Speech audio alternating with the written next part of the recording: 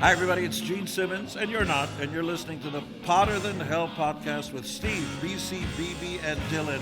But you knew that, didn't you?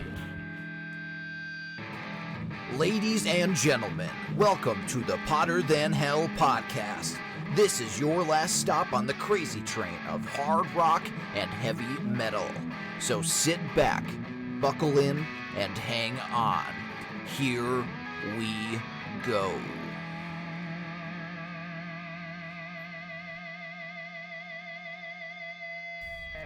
Hello, Potter Than Hellions. Welcome back to the Potter Than Hell podcast. This is Steve, your host for tonight, and I'm joined by BB and Dylan.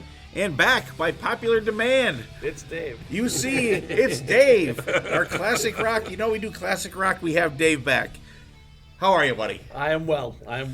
Thank you for having me. Always a pleasure. Good to see you, buddy. Always good to see you. Thank you. And how are you, BB? I am doing fantastic, Righty. Good. Fantastic. I like that sweatshirt. Thank you. Supporting. I like the logo. That is cool, right? Yep, the Arcadia. Arcadia Knights, supporting Casey's college, if she's going to buy me a sweatshirt, I can at least have to wear it. So That's right. I'd wear that. That's cool. That's black. That helps. Ivan right. Drago's house was filmed at Arcadia. Who? What? Ivan Drago in the Creed 3 or 2, they filmed the Ivan Drago stuff at Arcadia. Creed or Rocky? Creed. With Like- Michael Oh, Jordan. I've only seen. Don't ruin it. I only seen the first one. Yeah, well, Ivan Drago was... He mustn't get killed in the first two. Is There's back. a third, right? Spoiler. And, I only saw 3/4 of the first one, so I didn't even see that. Yeah, they filmed at Arcadia, so... Oh, that's cool. That's Yep. cool. So he immigrated to the United States. Yeah. Or they used Arcadia for Russia because they have a big castle there, so it's Oh, okay. very scenic. It's a cool Okay. castle. All right. Now I have to watch it now. Yep. All right. All right. How about you, Righty? How are you? I'm good. I'm really good. We're supposed to get some snow tomorrow, whatever. Of course, we're going to see Wasp and Armored Saint tomorrow night down at Sherman Theater, so we'll report back to you on that, how that was. If it happens. Yeah, right. It will. They won't cancel that. We never the get what Sherman the hell. won't cancel it. Huh? The Sherman won't cancel it, but Yeah, Blackie, The you never Sherman know. said there's still tickets available on Facebook today, so. maybe Blackie will be like, "Oh, we didn't sell enough tickets. It's not worth it." We have room if you want to go, Dylan. No, I'm okay. All right, so before we get rocking into this, what do we be listening to? Dave, how about you, buddy? What do you got going? I'm sure something crazy. Actually, the last couple weeks at work, I've been on an old Kinks jam. I don't know what it is. I've been delving back into some old Kinks, and the Pineapple Thief. I've been listening to their new album. Bruce Sword, I think, is the main guy behind it. It's more alternative, progressive kind of stuff. It goes down that realm of your Porcupine Tree and whatnot. That's who I was thinking of. That's who Stephen Wilson and the Porcupine Tree. It leads to this. It leads to this, yeah. It's different. It's different, and so I'm trying. You're trying to warm up to things because that's, I guess, the quest now is just finding new and interesting things to listen to that I could listen to again. You bring out some of the old stuff. It's like, you kind of get worn out from some stuff, Yeah. and you're looking for new, great things in rock to come around because you're not finding it on the radio. So you got to go absolutely. just. Absolutely, dig. yeah. And I was thinking about that actually when we were doing our list. Like, you had to find this stuff. Yeah. You didn't. Radio didn't give it to you. You had to find You had to it go from your friends. You, or you, from you your, do you do now the same thing. So it's out there. You just do. got to dig Yeah. and look. It's like looking for mushrooms in the Yeah. springtime. Yeah. You gotta go looking. Yeah, to quote Jeff Probst, you got to dig. You got to dig. You dig, and it's funny too because when we did Dylan's albums last week, there was a song on the My Chemical Romance album called "Destroya." So I'm thinking, the Kinks, Paranoia. I swear to God, I got in the car today. That song was on. I'm like, holy shit! It all kind of circles Yeah, around. it did. So I was like, holy shit! And all right, cool. What do you got going, BB? Besides the Wasp and the Armored Saint getting ready for tomorrow, I wanted to at least listen to something classic, like our topic here tonight. So I pulled out Made in Japan, Deep Purple. From 1972. Great stuff on there. They extend some of these songs like minutes. It's just great musicianship on this album. They do the Highway Star and the Smoke on the Water, Sprays Truckin', but they do Speed King on there, which was great. Black Knight. Mistreated. No, they didn't do Mistreated. Child in Time is crazy on that album. Child in Time. No, they didn't do that either. They only do 10 songs. It's 10 songs, and it's like an hour and a half long. So, like I said, they really kind of carry out some songs, which, you know, like I said, are cool and different. You know, especially for something I'm not really familiar with. You know, Right. with live Deep Purple. But yeah, good stuff. What do you got, Dylan? Well, it's funny you mentioned that because I was also listening to Made in Japan, but the Dream Theater version of it, at least one of the songs, I did listen to their version of Highway Star. I was kind of on a Dream Theater mix of sorts because of one of the songs that we're going to be talking about tonight. And besides that, I was also listening to Coheed and Cambria's latest song. The song is Searching for Tomorrow, off the album that's going to be coming out, The Father of Make Believe. It's coming out in March, which was very exciting. And the last thing that I was listening to was a little bit of Elton John, Captain Fantastic and the Brown Dirt Cowboy album, which is an album that I think is pretty good, pretty underrated. Has Someone Saved My Life Tonight on there, and I think the extended version has Philadelphia Freedom in terms of like known songs, but some of the deeper tracks are good too. So definitely check it out. Cool. And for me, I've been, and Dave talking about looking for new stuff to listen to. We have our year-end episode coming up, and I've narrowed my list of new albums this year down to 30. So I've been kind of delving through them, you know, like some Priest and some Rods and some Saxon, and Smith Kotzen has a new album coming out. They released a new song today. And I'm in a text group with the guys from the Asylum podcast and some of they're my fellow listeners are those guys. And one of our guys in the text group is the manager for Bonfire. Oh. And he sent us they have an album coming out, and he sent us two of their new songs. One's called I Will Rise and I Died Tonight. And I think they picked good ones to come out because the one is like really like straightforward driving rock, and the other one is more like melodic. Real good. I can't wait to hear the rest of the album. So that's what I got pretty much. Some new stuff, some Bonfire, and Wasp and Iron Saint too. I've been kind of going back for them too. So that's what we got going. Dave's got some classic Kinks, Pineapple Thief going. It leads to this. Dream Theater and Coheed and Cambria for Dylan. The Coheed and Cambria album coming out is Searching for Tomorrow. No, that's the song. Oh, that's the song. Okay. And listen to some Elton John, Captain Fantastic. BB's got some Deep Purple Made in Japan, Wasp and Armored Saint.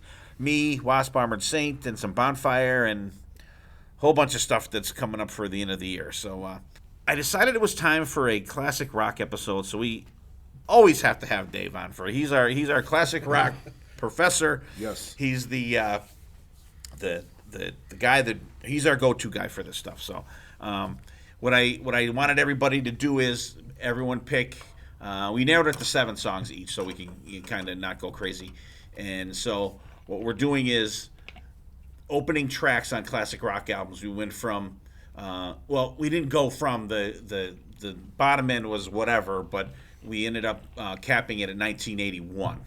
I thought it was interesting, and I was just showing these guys my list. I always wait till everybody gets their songs in, so I let them pick, and then I'll pick mine afterwards. So I had, just off the top of my head, the one day I had 64 songs to pick from.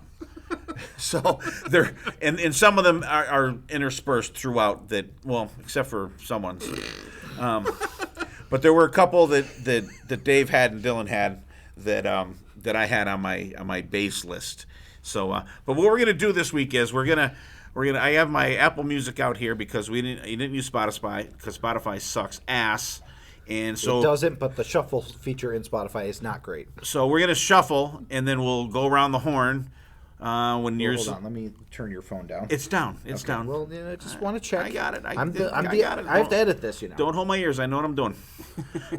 Earmuffs. So we're gonna hit shuffle. So then when your song comes up, talk about it, and we'll go around the horn. All right. So first up is Dave with Running with the Devil. Yeah, another Dave. Classic VH. Dave and Dave. So, I mean, for me, it always takes me back to being a kid here. It's a great introduction to this band.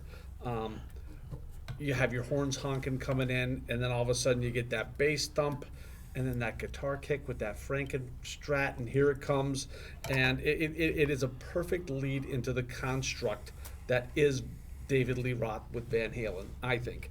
The vocals that Dave has, that raw and gritty to it. I always like that hollowed out, almost reverb style that Eddie Van Halen has on the guitar. The backing vocals are great, and it's just a raw, down and dirty introduction to who Van Halen was with David Lee Roth for me. You know, I've never heard this song before this episode. It was brand new to me, and See, I knew you were supposed. See, I knew. yeah, no, it's definitely right one on. of the most iconic kind of introductions to a hard rock band out there. You know, such a sinister opening that goes into this amazing riff, and I love the part that goes, I think, after the second chorus, or I know what you mean. yeah, the whoosh. I love that. Not really too much of a solo from Eddie either for like the first song for Van Halen. But of course the second song Yeah. makes up for that. But like it's more of like kind You of get an that twice. interlude. Yeah. But I think it's a great kind of here we are, this is what you're gonna get, and then going right into Eruption is like, okay, now you've told me everything you need to know about this band. I got it right here. And Dave's character in the song is also very showcase. I love one more time. You know, you get the Dave-isms a little bit. Yeah, I'm glad this song came out first, because it was something I kind of wanted to talk about between everybody here. I feel that there's songs on opening tracks on a band's opening album that is like a statement. Yeah. That like, this song shows you what you can look forward to with this band. And I think this is a perfect one for Van Halen. I mean, God, for decades, I never knew what the hell that was in the beginning. Then the horn, you know what I mean? Yeah. I never knew what the hell that was for years and years and years. And, to hear stuff like that is, something you've been a fan of forever, and you find something out, like something that you wondered about for years, and you finally found out what it is, and it makes it even cooler. But I mean, the song it's got the stomp, you're right, it's got the Dave. You know what you're going to get from Dave, and I like that also that on this album it's the four of them. There's, I think maybe on Little Dreamer there might be some extra guitar, but it's just the power trio of the band with Dave singing. There's no rhythm tracks during solos. It's behind the solos it's Michael Anthony and Alex Van Halen and Eddie playing the solo. There's no there's no rhythm tracks. There's nothing else in there. And you're right too. And this gives you right off the bat, you get a sense of the guitars for Dave. You get a sense of them. But you get what David Lee Roth is going to be. You get the background vocals of what it's going to be. I think it's a really good statement for Van Halen of what you're going to get. Yeah, I'll just do BC and get out of the way. Van Halen. But yeah. I literally wrote that on my paper, and that's the only thing I wrote for this song was. Yeah, classic Van Halen. Running with the Devil. The song that started it all. The foundation of their sound, the foundation of their music, the foundation of pretty much their whole discography. Like you said, Steve, it's a very good opening staple song. This is what you're going to get. If you don't like it, get off. All right. So I remember hearing this the first time. I was, you're a kid. I heard it on 8-track. Because it cut off in Little Dreamer. It was like track 3 to track 4. Right. It would You always had songs that were cut. That kind of stuff. But it was, as a kid, it was, what is this? Right. Because you never heard anything like it before. The guitar sound, the vocals like that. You heard guys that were raspy, but not like that. Yeah. And just that sound and just. Yeah, I mean, and think when this came out, like we're the same age, Dave. That you heard stuff on the radio, but you weren't like hearing it. Right. And you get this because this was the first band that snapped me out of Kiss, and then everything was about Van Halen. When these guys came out, so I mean, it was, the eureka moment. Like, okay, there's more to life than Kiss, and it did set the tone because that whole album is just start to finish. Yep. There's nothing, and it's nothing great. to miss. It's short. You can play it on a loop, and you know what I mean. You can play it forever. Yep. All right, second track up is going to be Me, Career of Evil, from Blue Oyster Cult from the Secret Treaties album from 1974. The black and white era. Black and white era. It's the one that's got the German ME 262 on the front cover, and that's actually a song on the album too. But the song's got such a groove to it from the start. I mean, this is a couple albums in for Blue Oyster Cult, so you're kind of used to their eclecticness, their kind of weirdness that they kind of portray throughout their thing. But the great groove in the song, layered vocals, and it's got an eerie feel. That key with the doo doo doo doo doo, like it's got that cool eerie thing to it. The chorus is fantastic. It's definitely an earworm. It's got some cool ride cymbal during the chorus in there. There's no real solo in this song, though. I listened to that again today, and I'm like, wow, there's a little lead break in there, a tiny one, but there's not a proper solo in there, which from Buck Dharma is kind of weird in one of their songs because you usually get a lot of their good songs and like there's a ripping solo in it, but you don't get it in this one. But I think it was a cool, like eerie opening, like a different kind of opening track, I think, and that's what I got for that one. I think it's a good opener. I think there are better BOC openers you could have went with because of the lack of the Buck Dharma for me. Because like when I look at, I don't want to pick Godzilla. Well, yeah, like Godzilla, Transmaniacon MC would have been cool. Take Me Away, the only good song on that album. Aldo Nova, come on. But it's a good song. It's it's not my favorite Blue Oyster Cult song, but I think it's because of the lack of Buck Dharma, because Buck is what I go to the band for. So I was like a little deflated to not hear a Buck solo, But it's a decent opener, and I'm glad you didn't go Godzilla because that would have been a kind of a bunt. I'd be accused of picking the hits again. Yeah. See, it's fine for guests to do it, but not the Podfessor. I know. What do you got, BB? I know you're not a big fan of these guys. That's what I said. I said this song is just meant for me. I don't know why I can't get into these guys. The keyboards are cool and kind of spooky, but other than that, it just falls short for me. I don't know what I'm looking for, and this is probably the only song of all these songs like we talked about tonight. I'm like, okay. I just don't know what is with Blue Oyster Cult. I try to force feed myself, and it just doesn't work. I'll force feed you. What do you got, Dave? Oh, I'm so sorry. I'm not. That's why you're not at those episodes. No, that's the thing, though. I mean, at least this is Blue Oyster Cult outside of Radio Blue Oyster Cult, and there's quite a different mix to me of things. There's a funky album. It's album number 3. They're kind of finding their groove. It's this particular song. It's Patti Smith lyrics because she's dating keyboardist Al Lanier at that time. Again, it's Eric Bloom's vocals. It's very. I don't think they write any lyrics on this album. They're all written by Sandy Pearlman and others. Yeah.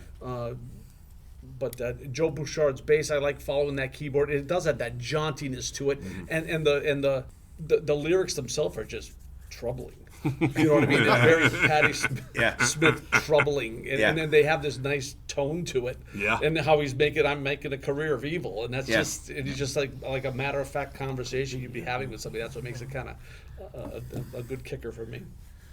All right, track 3. I come up again. It's rigged. I picked. You saw me hit shuffle. No, I don't. I picked "Do It Again" from Steely Dan from their "Can't Buy a Thrill" album in 1972. And I've always liked this song. I remember this on the radio. I mean, this still plays on Rock 107 all the time. I think there's something about this song. It's not a rockin' song, and I'm thinking, is this a good album opener? But it's Steely Dan. It's not a Kiss album or Van Halen album or Black Sabbath album. But it's just such a cool thing. You get those bongos in the front. You're like, what the fuck is this? The song is like a very smooth feel to it. The guitars are throughout the song until you get to the solo are really kind of understated in there, but there's a lot of good little guitar licks in there. If you're listening to the song, the solo is that a sitar in there in that solo that it is fucking crazy. I love the tone of it. I think it's great. Then you get that that fucking keyboard. I love that part. It's every time I hear the song, I just like stop and have to listen to it. It's mellow, but it's just so cool. I just really enjoy the fuck out of this song. What do you think, Dave? Again, you can't go wrong with that. I like Steely Dan. I like that bluesy, sultry, jazzy sound that they have. And Donald Fagen's vocals are wonderful, and even Walter Becker's on bass on this one, which they usually have Chuck Rainey doing their stuff. But beyond that, the bass line is just so jazzy and so fantastic. Skunk Baxter too. Not only is that the best mustache in the world, I mean, his guitar work is great. And this to me is the quintessential, if you will. This is Steely Dan. When you hear this, you know it's Steely Dan, and because Steely Dan has that vibe always, with the exception of Dirty Work, which I thought this is Steely Dan, which is also on this album as well, but it's just a great opener. BB. I love listening to the Professor. He's like, here. oh yeah, that guy does. This guy and the skunk and like. That's why he's here. Like he knows the '70s classic, like you and BC know the '80s. It was rattling off names left and right. I love it. But yeah, Steely Dan. This song just screams classic rock. It's such a good song, and like I said, gotta love a little setar in there. Musically outstanding. Yeah, good song. Dylan. Someday we'll talk about a non-do-it-again Steely Dan song on this podcast, but... Have we talked about this before? We have talked about this like 3 times. Really? I think once was a Guitar Hero episode. But I believe you I put can't this help in, that. You put this in for Anything Goes. I think maybe once or twice. Did I? You did. Oh. It's a good song, though. I always got like Black Magic Woman, like from Santana vibes from this song. Like they have that kind of low key. It does have that factor feel to it. Yeah. Similar percussion. Yeah. Which I mean, like I like that song too. It's interesting for a song to be so kind of like laid back and pulled back and still kind of have a little bit of rock to it. And I think it kind of toes that line very well. You know, it's a nice kind of it's a very cinematic song. Like you can picture it kind of being in a movie very easily, and I'm sure it has been quite a bit. So. All right, I'm gonna let you hit the button for the next track. Let's see. Oh, it looks like we're up to BB. Give me All back right. my bullets from Leonard Skinner. The good old Leonard Skinner. Yeah, from the album "Give Me Back My Bullets" from 1976. This is such a good song, and it's a fan favorite, but it's also kind of like a deep track to people who really don't listen to these guys. Very guitar heavy driven tune. It has that sprinkle of the Led Zeppelin. The Leonard Skinner groove, rocking groove to it. Artemis Pyle, right? Is that the drummer? It is. Great drum sound in this, and I love how it just has that sprinkleness of the southern rock to it. But like I said, it's an opening track from a great southern rock band. And I knew Steve may be on the fence about this one. Dylan. It was refreshing to hear like a new Leonard Skinner song to me because good. I mean you hear Give Me 3 Steps, Free Bird, Tuesday's Gone, Sweet Home Alabama, all over. So like hearing a non-radio hit Skinner song was very refreshing to me. It was good. I really enjoyed it. I think the guitar work on it was fantastic, and this was another one where the lyrics were a little disturbing, but. Besides that, it was a fun opener, and I was happy to hear some new Skinner to me. Good. I would agree with Dylan on that one. I have become, and I'll probably say this a number of times, I have become like jaded to classic rock songs that you only hear on the radio over and over again. And it's like, man, go with deep track. So when I heard this, I thought, oh, good, it's not something out of the ordinary. And to me, honestly, it is that. It's that quintessential southern fried rock sound, that beautiful. I'm not a big Gibson sounding fan, but they have that chirp that goes throughout that entire song. And my favorite part of this whole song is Artemis Pyle. That whole second verse, he's just he's riding that ride cymbal through the whole verse. It's just so cool when you hear it. It just brings everything in for me. But it's just a great kicker, great rocker. Yeah. All right, ready. Give it to me real now. It's got a cool rumbling feel to it in the beginning. I don't know if. I know I've heard this before, but it sounded different from what I've heard. Okay. I don't know if I had heard different versions of it or whatever. It's good. I like it. It's and you guys are right. You just get so sick of the same shit all the time, as I just picked. Do it again, but That's why I picked it, because they told me to do it again, so I did it again. But back, I yeah. like it though. It's not great, but I think it's really good. Gotcha. Next up is BB again with Crosby, Stills, and Nash. Carry on. And Young. And Young. And Young. And I'm Young. sorry, Yes. I have the Y there. The Young. C, S, and the Y. Without the Y, they're a little fuzzy. But yeah, from the Deja Vu album, 1970. I always love these guys. Their first two albums are just so good. They just never got the love, I think. Their harmonies are great.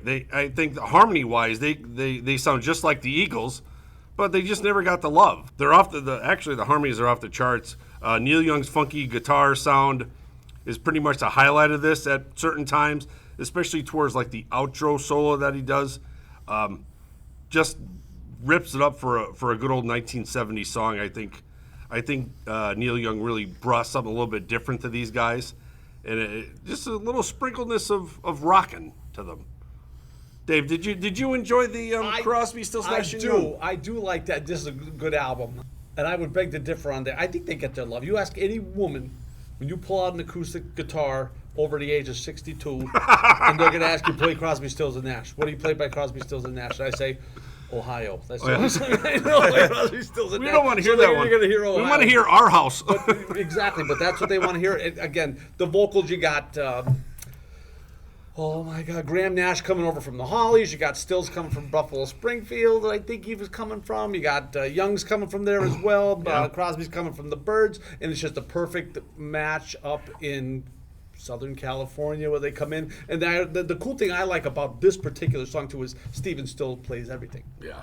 And the bass line, you really get to appreciate his. Usually it's, Gregory Reeves, that is their bass player, their studio bass player, okay. Greg Reeves. I did not know that. Gregory Scott Reeves, I think it is. But he's usually their studio guy, but Steven Stills plays everything on this, and it's just that great bass line, especially when they break the song down and just go, Yeah, it's just a funky. great piece, and that music and just brings all those vocals together. Yeah. Great opener.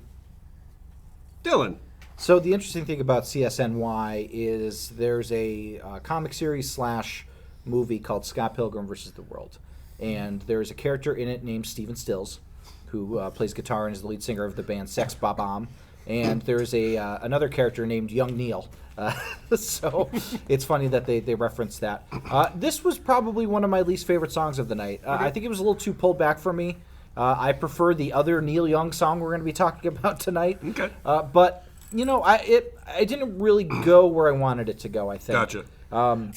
It just felt like I was waiting for it to get into another gear, and You it just never got there. it kind of did towards the end. There was a little bit of a change, but then it wasn't really like enough for pretty me much to, when the song was over. yeah, exactly. So it didn't strike me as Right. I wished it would. All right, Mr. Wright. I'm glad we got this song picked early, because this is number one troll pick for BB for me. There's a reason why you feel that they don't get the love, because they suck. All right, I hate this shit. I think this song is fucking brutal.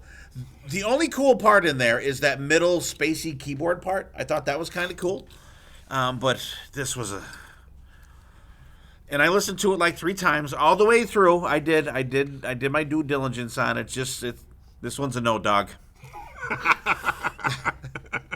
Sorry, not sorry. I don't know what you're like. Brutal, to quote Great our song. friend. Harmonies are great. All I don't know what you're right, talking next about. up, me.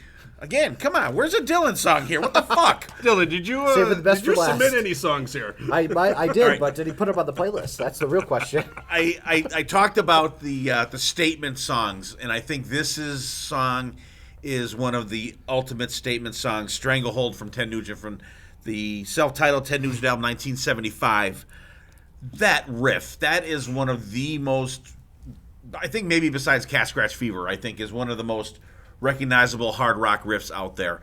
And to throw in, I'm not sure if Dylan's album is a debut album, but for this to be Ted's debut album, to throw like an 8-minute song on there is pretty ballsy. And It is not. The song you're thinking of, it is not. okay. I didn't think it was, but I didn't want to throw that out there. So this song, it's broken up. You get that bass part in the middle. It's I forget who his bass player is on this. Rob Grange. I knew Dave would know it. See, the professor knows. Is that who LaGrange is about? I knew Dave would know that, but it's just a statement song. The placement of this song in the Rockstar movie is fucking insane. Where they're at the club and it's playing and everyone's hooking up with everybody else and everything is fucking crazy. So I just absolutely I love this song. Derek St. Holmes' vocals on this are great. Back in the day, listening to this, I never knew that wasn't Ted singing it. Right. So like another one of the things Thank God you it didn't wasn't. really. Yeah, but he sang it for years when it was just him doing all the singing in it. So I thought he did okay, but I would rather hear Derek St. Holmes sing this because we saw Whitford St. Holmes on the Kiss cruise, and it was great. They did like all the Derek St. Holmes, Ted Nugent songs, and they did all the Did he have writing credits for those songs? That's what I was wondering. Yeah, because he's pretty jaded. Yeah. Right? Oh yeah. But he was back with Ted a couple different times, and then they did like all the co-written songs that was Brad Whitford's on there. It was a fucking fantastic show, and so that's why I picked that one. What do you got, BB? Yeah, this is a great song. It's just an iconic, that riff. Everybody knows it. It's iconic for a reason. But like you said, Derek St. Holmes on this song is just absolutely amazing. And back then, just like you said, you didn't know Uncle Ted was not singing. But String a Hole, a great opener, great album, and I think Derek St. Holmes is really the MVP of that whole album because his vocals are just so good on that album. Dylan. Yeah, I agree. If it wasn't for Derek St. Holmes, this wouldn't be as good as it is. I think that he just adds such a soulful factor to the singing. I mean, the guitar work, of course, is great, but I think this is probably the perfect opening. You were right; it is the perfect statement song for Ted Nugent because it's like he's basically saying, "I don't give a shit." If you have to sit through 8 minutes of the song, this is the first song, which is that's quite the statement. And I don't like Ted, but I can appreciate his music. And this is a fantastic song. And Derek St. Holmes is amazing. So you don't like Ted as a person? I don't like Ted as a person. Or as a musician? Or a little bit of both. I more as a person. Because I'm more not as a a Ted person. Nugent fan myself. I've tried. It's just not my jam. I appreciate it and I really enjoy it. I mean, it's a very simplistic 4-chord bluesy jiff. I mean, for me, I just wrote Derek St. Holmes, one word after it, smooth. Yep. That's it. Those vocals are just smooth, and without him singing that, if it's somebody else, it doesn't have the same effect. And I really love Rob Grange's in that breakdown, that phaser on that bass. I'm pretty sure it's a phaser. It's just really nice and brings it all. When that guitar comes back in, that really makes it for me. And I thought that for the ones we've talked about so far, I think with the exception of the Skinner one, I didn't really care for the production on that. But the production on a lot of on these songs are fucking fantastic. All right, BB. Yeah! Thin Lizzy, Angel of Death. Oh. We're hitting all the long songs. Oh, righty. Yeah, I think this is the deepest one. This just barely makes a cutoff in 1981 from their November of 81. I really cut it close on this one. I had to find one just to get that extra dig of Thin Lizzy in there because I know Steve is a big, humongous fan. This is the song that actually opened their 1981-1982 Renegade World Tour. So that says something for the song.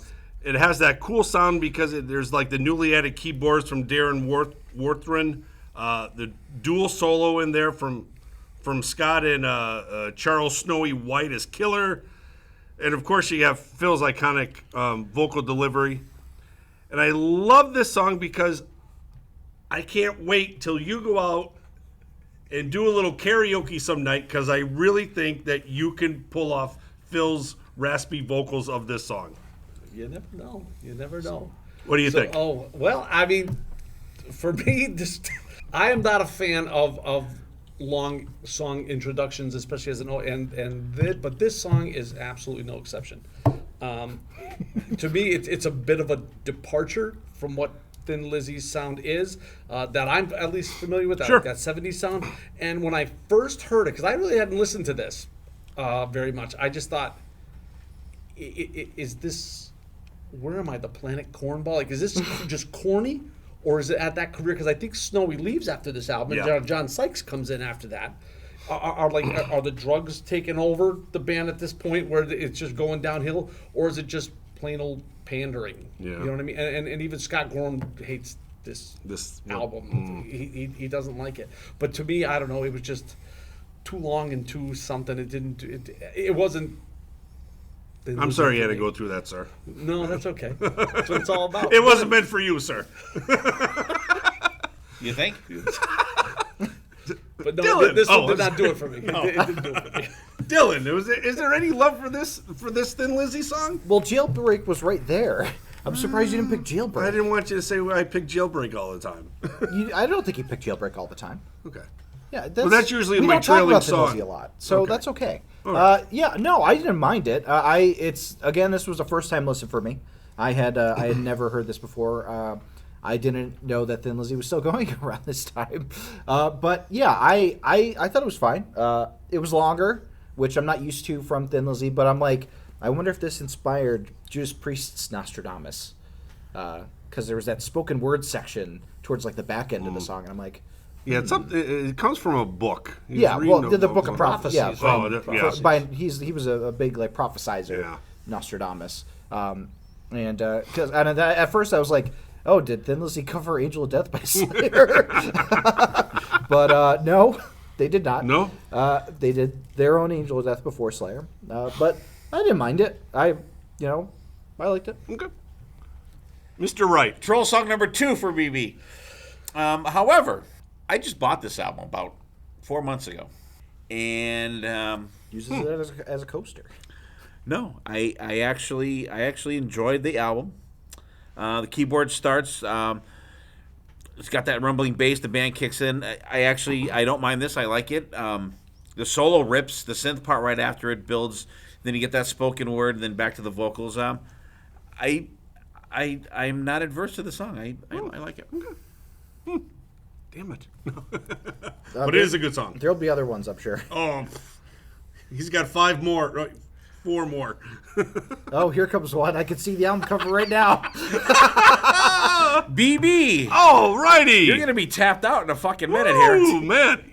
Me or you? You. Well, With songs. maybe Will with they go you. the distance? Yeah. Bruce Springsteen. Thunder Road. Righty. Thunder Road. Off of the Born to Run album, 1975. I've seen Springsteen probably 4 times.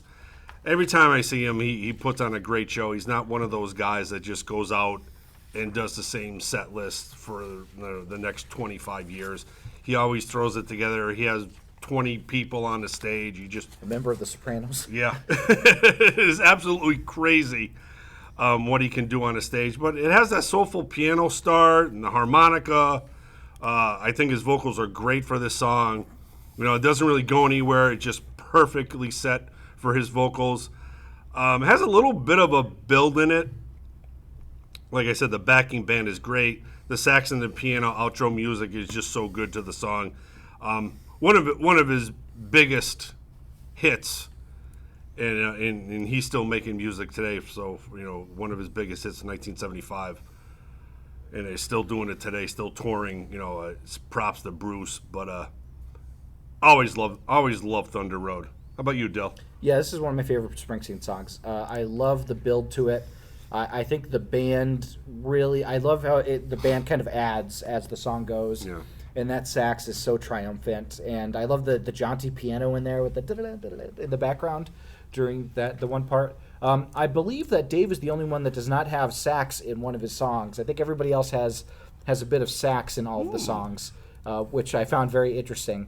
But this song is just like rocking. Yeah. It has a good vibe to it. The vocals are really fun, and I just every time I put it on, I love it. And so I was very happy to see this on there, for sure.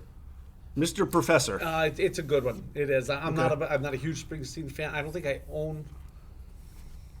Maybe I own. You own the USA. River. Oh, okay. Maybe Born in the USA. That was a big one when we were in high school. I think maybe I had it on cassette, but I think we were juniors probably when that. I think threw came it out out in the 83. window. Threw it and burned it. The 45 But no, it Santa Claus is a Coming to Town. culmination of that. Him and Stevie Van Zandt writing all that stuff. Coming out of Jersey, really gotta love Clarence Clemens, Max Weinberg keeping it together on the drums. I mean, he's legendary, and all those different stops and all that kind of stuff. It just makes to me this makes Springsteen what Springsteen is. Yeah. It's this songs like this. Yeah, I think even Clarence's kid plays sax for him now. Oh, really? Yeah. I didn't know that. Yeah. Alrighty, ready. Give it to me real, kid. I love how BB leaves me till last on all of his picks. On all of them, baby. All right. I am not a huge Bruce fan. I respect him. I actually own one Bruce Springsteen CD. It's the Plugged Live, the MTV one that's plugged, not unplugged. Well, then maybe next time we do a live album, I'll pick that one. Maybe I'll pick it. Uh-oh. Have another beer. Cold War. Hold my beer, BB. I don't know. It takes like almost 2 minutes to get going. There's a lot of lyrics in this fucking song. It's like, it's okay, I guess. I don't love it. But this song feels like it's fucking 20 minutes long. It's because it's 20 minutes long. I think it's not even. I think it's like 5 minutes or something, isn't it?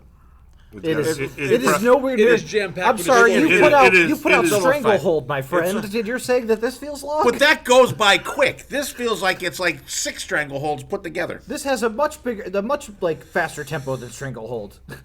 Stranglehold is a dirge compared to this one. I don't know. This is and I. 448. I You're won't under 5 say minutes. that I like a lot of Springsteen stuff. I like some of it. But the stuff that I really like. Like Atlantic City's great. Light of Day. Stuff like that. It's hard for me to even think of ones that I like. But this is not one of them. The River. No, I know that Born one. in No. the That song from USA. the- I like Glory days. I like those ones. Those Dancing ones in the I Dark. When like. you freeze out. I like that one too. Oh, see, I should. No, that doesn't open. Hungry Heart I like too. All right, up next. Come on, please be a Dylan song.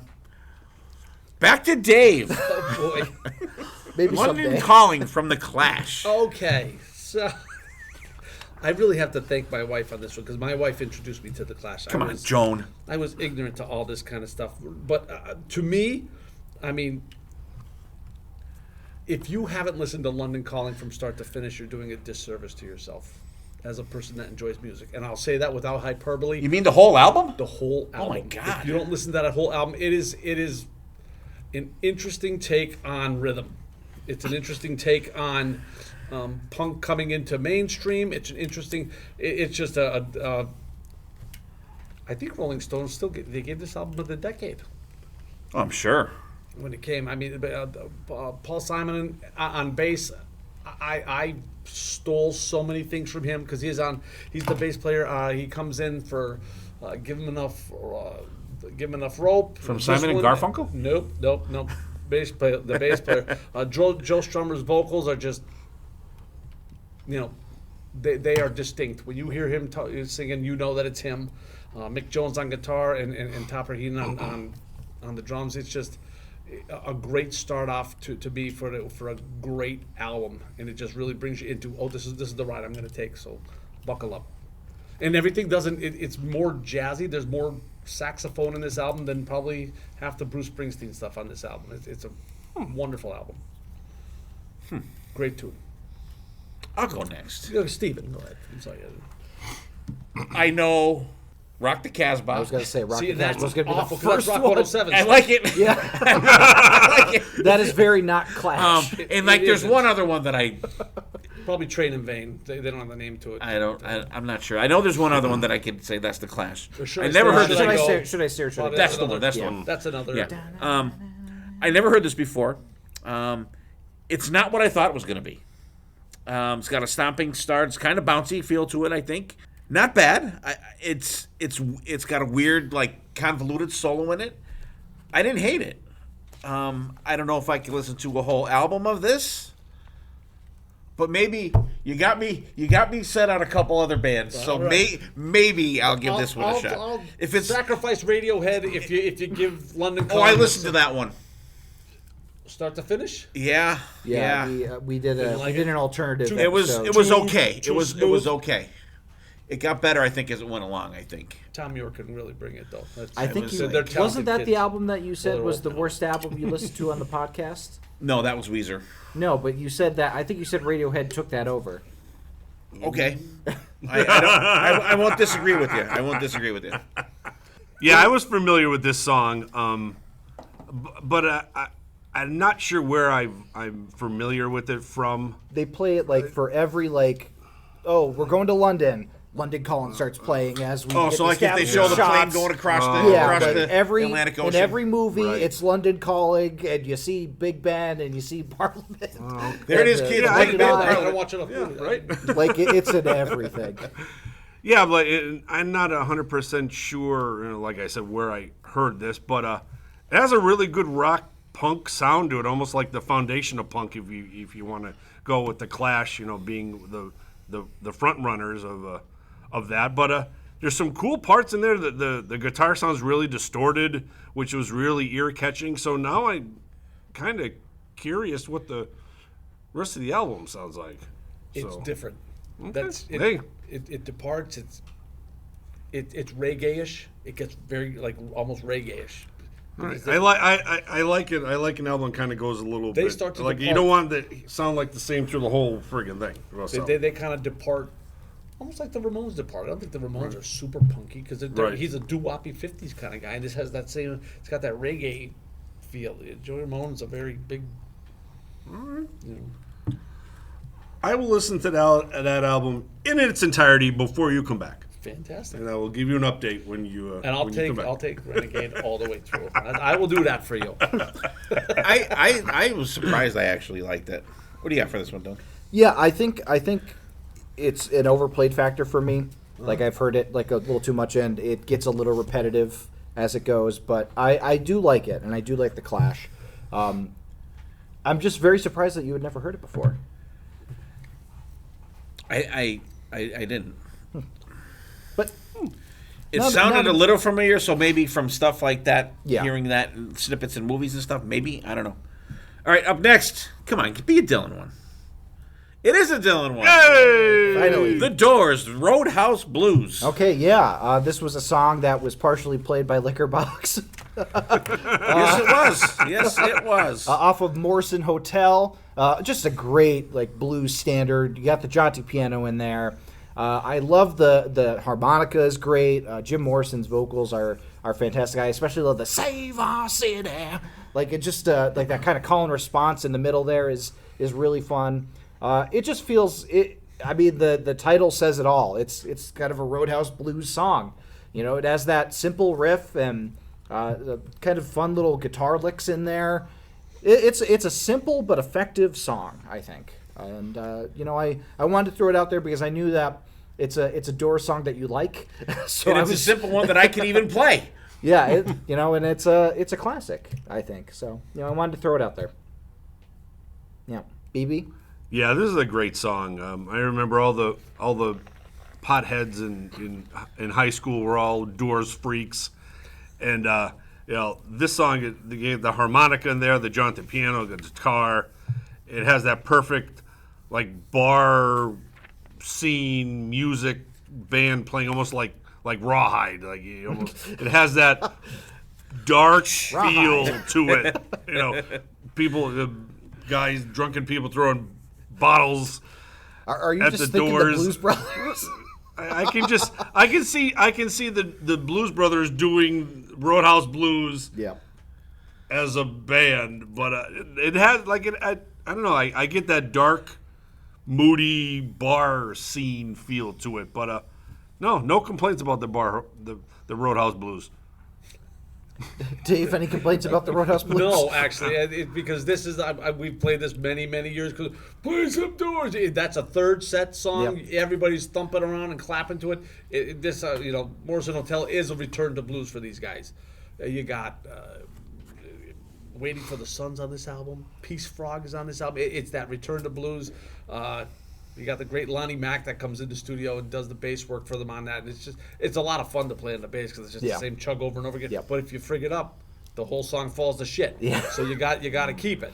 So that's a good thing. And then I believe it's John Sebastian gets the. I think he's from the Love and Spoonful, right? He's Love and Spoonful. He does the harmonica work on that. Yeah, pretty sure it's Love and Spoonful. But the vocals You would are know. great. And I believe it's the great Alice Cooper that is credited for. I woke up this morning and I got myself a beer. Oh, yeah? Where they were hanging out and Alice Cooper said, "Yeah, I woke up this morning and got myself a beer." And then he said, Up on the third floor at hear the Rainbow. I hear Morrison singing, and he said, "Hey, didn't I just say that like 25 minutes ago?" And that's what he's singing in the studio. I believe it's Alice Cooper that kind that's awesome. penned that, but Morrison takes it. Yeah, I love this song. This was on my list if no one picked it. It was one of those songs. Like I said, it's one of the few songs I could play on the guitar. Not right this minute, but I would pick it up. You have hopefully played again. it before. I have played it in front of people actually. In front of people. That was the Old opening Liquor song, Box I believe. song. I've always loved this song. Blue Oyster Cult did the version on their live album. Robbie Krieger's played this song with them. I forgot about that. I just, and Dave said, I love that. I woke up this morning, got myself a beer, and I've been listening to actually quite a bit of the Doors lately. And I said it before a couple episodes I don't ago. think The I've guys ever heard on it say that. Asylum were talking about it, and one of the guys never heard the song "Backdoor Man" before, and I was like, "What?" So that kind of got me in the mode I'm trying to think of which album that's. to listen to some Doors. So I've been listening to, like, not a ton of these guys, but a bunch of it lately. And Robbie Krieger's solo is fucking killer on this one. Friggin' fantastic. I love this song. Great pick, Dylan. Thank you. See, his first one of the night was It's a home run. It's Awesome tough, one. tough Awesome. to follow. Don't drop the mic, debut? Dylan. It may be. I think you're right. Yeah. And the Doors have a lot of good first tracks. I mean, And- Break On Through to the Other Side was their I think that's a great statement song Yeah. from them. So, Dave's got the next one. Oh boy. uh-oh. Someone that I know he loves talking about. Neon Nights from Black Sabbath. Okay. Okay. I mean, to me, opening songs should be a punch in the face. I always used to tell my wife that, let's open up with this song. Let's open up with this song. Let's open up with this song. Why? Because you want to punch people right in the face. You want to pants them and punch them in the face. That's what you want to do. And that's what this does. Well, what are we going to do? Ozzy left. This is what you do. Right. You come in with Neon Nights. It's probably one of my favorite Iommi solos. It's not blistering. It's just appropriate. And You get two of them in the song. the one at the end is how they fade out with it is just beautiful. Dio's vocals, I always say he always went above and beyond. I think what he was supposed to be doing, pushing stuff. It's that chug on the half step down. It's in E, half step down, and it's just a wonderful. Even that break in that middle eighth, if you will, where Dio just goes up and goes off on his thing there. He's just really showcasing what he can do vocally after leaving Rainbow too. Like, oh, what are we gonna do? Well, that's what he's gonna do. And this is just the quintessential. Here comes Dio. Great tune for me. It's wild how Ozzy Sabbath started with Black Sabbath as their first song. So they're like, okay, well, we're going to go the exact opposite direction. We're going to go hard and fast instead of slow and plodding.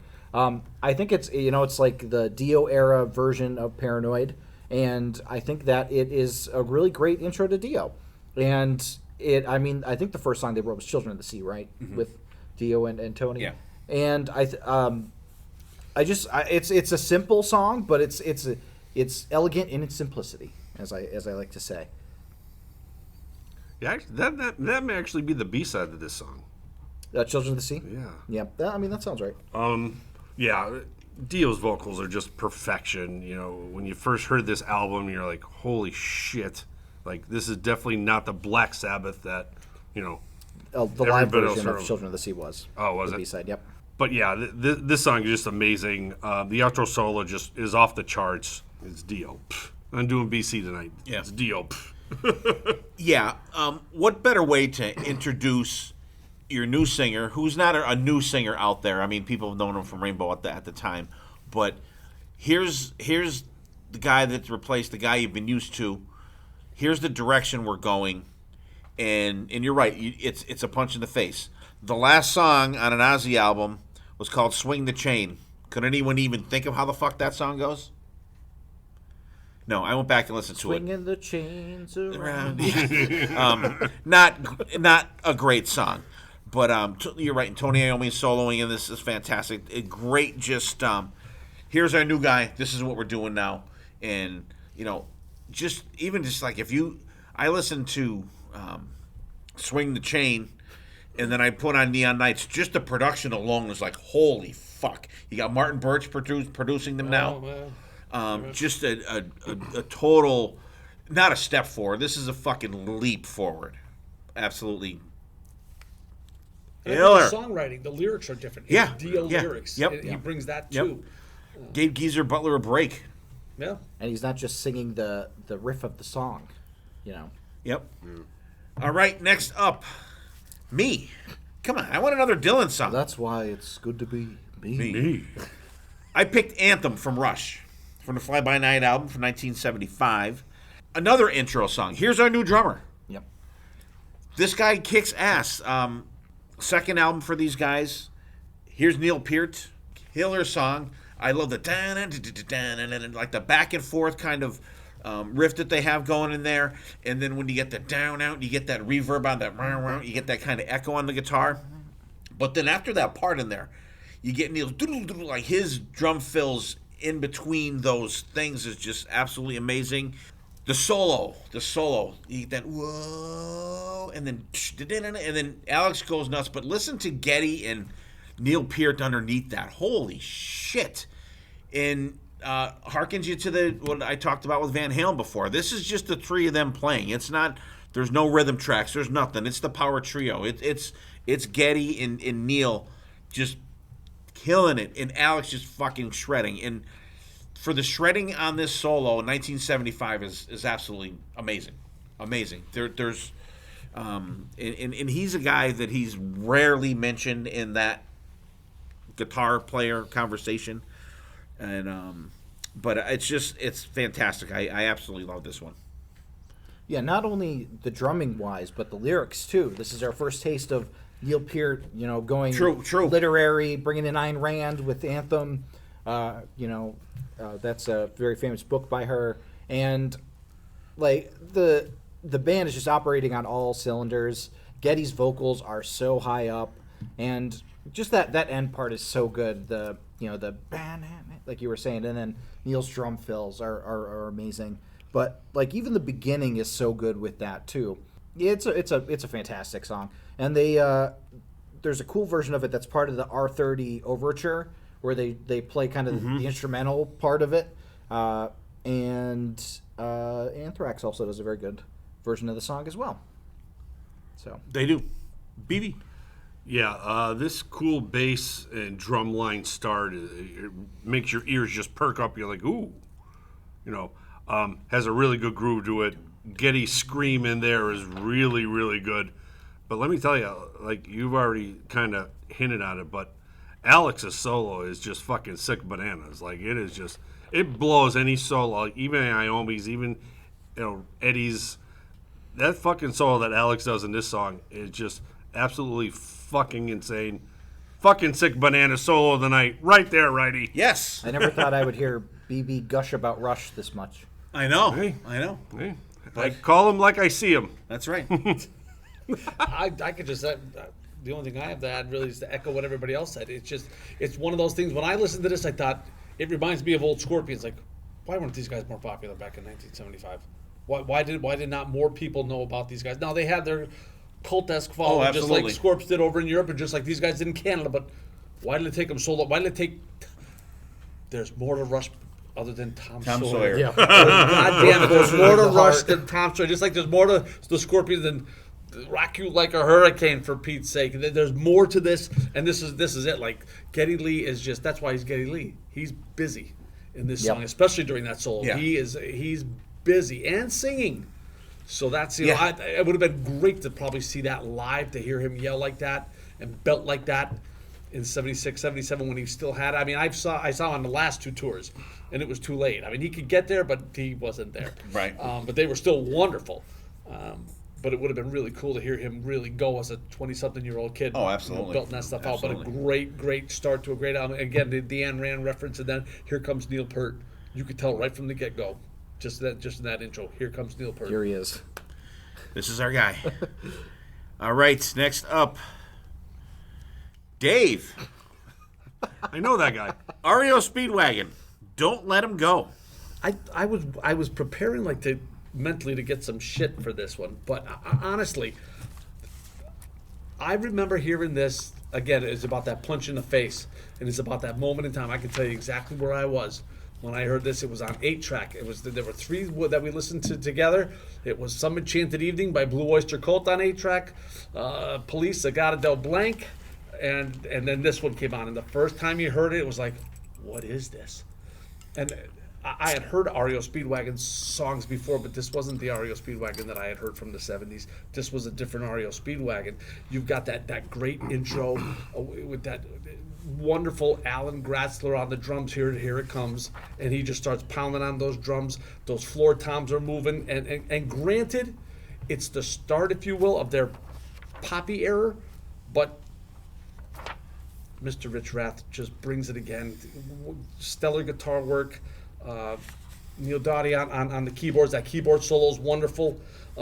This would probably, I would think this whole album for me would be probably one that everybody, if you took off Keep On Loving You, if you took Keep On Loving You off of this album, it would be a top 10 album for me. But if it's not for ear burn on that too, it's still decent because even the solo on that is fantastic. Wonderful. Yeah, for me, fantastic pick. I love this album front to back, and you get that fade in, you get the drums and bass at the beginning there. The chorus is fantastic. The keyboards during the chorus are right there. Gary Rickrath, man, he fucking rips it up on this whole album.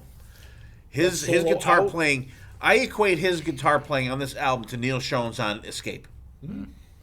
I mean, he just friggin' brings it. The keyboard solo is killer, and then Gary comes in for his solo. But I like how Kevin Cronin vocally, after the solos, his vocals are more intense in the song. You know what the thing is too? Even the keyboard that they use on that, it's a keyboard from the 80s, but it's not that wimpy. It sounds got some wishy-washy. It has more body to it. Keyboard to it. There's something to it. And I agree too. Kevin Cronin, he's on. Like he's really going. Yep. And this was another song that was on my list if no one picked it. Yeah, this is a great song. I forgot how good this song actually is. Putting your headphones on. I was always that little closet REO Speedwagon. I really love Kevin's vocals, but the synthesizer during the chorus is just so good under there. It just works perfectly. And then even that, like you said, Steve, the synth solo, it brings something different to the whole song, and it ties it all together. Good pick. Honestly, I could hear that here comes the guitar, that sustain comes in, it brings it in. Yeah. And then those drums hit, it's like, what is this? Like, this is, and the album is that dark, it's a dark cover, and you're looking at, what is that? And it was just a moment in time as a person listening to music. It was, game changer. Starting side one with, Don't Let 'Em Go, and ending it with Take It On the Run. What a sandwich. what an all-timer. This song is so good. I forgot, just like BB, I forgot how good this song was. Every time REO Speedwagon comes up, I always get so excited because I don't go to them as often as I should, and every time they come into my headphones, it's like, yes, I forgot how good they were. Yes, I gotta listen to them more. Very happy you picked this, Dave. Very happy you picked this. All right, Dylan's up again. Okay, finally another Dylan one. Funeral for a Friend. Yes. Love Lies Bleeding. Yes, so we're going Elton John. We're going Elton John off the Goodbye Yellow Brick Road album. This is a very long song because it's technically 2 songs, and it is incorporated, as separate songs. But this is not the Dave punch in the face at first. It has kind of the the funeral keys going, and it's a build-up song. It's one that takes a little bit to get where it's going, but once it does, everybody's operating on all cylinders. The guitar work is amazing on this song. Elton's vocals during the Love Lies Bleeding part is great. Like he gets so high up with the chorus that every cover I hear, I'm always like, are they going to be able to hit that note? But I think it's a really like deceptively rocking song. Elton John, you always think of kind of a lot more of his ballads, but he does have a lot of good rockers like Saturday Night's All Right for Fightin' and Crocodile Rock. But like these songs, like underrated tracks, I think are when I think Elton John really shines. And Bernie Taupin doing the lyrics are fantastic. I just think it's a really great opener to what a lot of people consider a seminal album for Elton John, and I wanted to throw it out there. What do you think, Dad? We'll start with you on this one. All right. Thank you for the 11-minute song, but I honestly don't give a shit about length of songs. Unless it's an almost 5-minute Bruce Springsteen song that seems like 20. Other than that, I don't mind it. He's tough. And but Dream Theater did this, right? Dream Theater covered it on a Change of Seasons, right? Yeah. And that was how I first heard it. I think it's cool. It's these two songs kind of slammed together. The moody keyboards and synth started out. Kicks up about 3.5 minutes in, picks up in intensity. Gets pretty rocking for Elton John. Dave probably knows every single person in the band down to the triangle player, but I think the band is great on this. The band is fantastic. The band rocks on this one. You get that melodic part in the middle. Once the Love Lies Bleeding part comes in, the bass is like fucking sick in this. I really like the first part. I like because it's kind of different for Elton John. I can see them kind of using this as a build in a show maybe, and then like maybe opening a show with this and use it kind of to, this is my band, this is how talented they are to kind of get the show going. And then the Love Lies Bleeding part, that song itself I think is really good. I love the vocal cadence in it. There's some great leads as the band rocks out and it fades out. I like it. It's and it's one that doesn't seem like it's 11 minutes long. And Metallica does a really great version of it. I know you sent that to the group. I didn't get a chance to check it out. They did it when Elton and Bernie were being honored. Do they do the whole thing? So they do. They like truncate it a little bit, but it's most of the song. And it's fantastic. They Metallica it up. It like I wish they would put out like a recorded version of it because it is really good. Metallica does some good covers. Yeah. Dave, what did you think of this 11-minute song? I mean, I once again, I'm not a fan of the long intro, and this is no exception.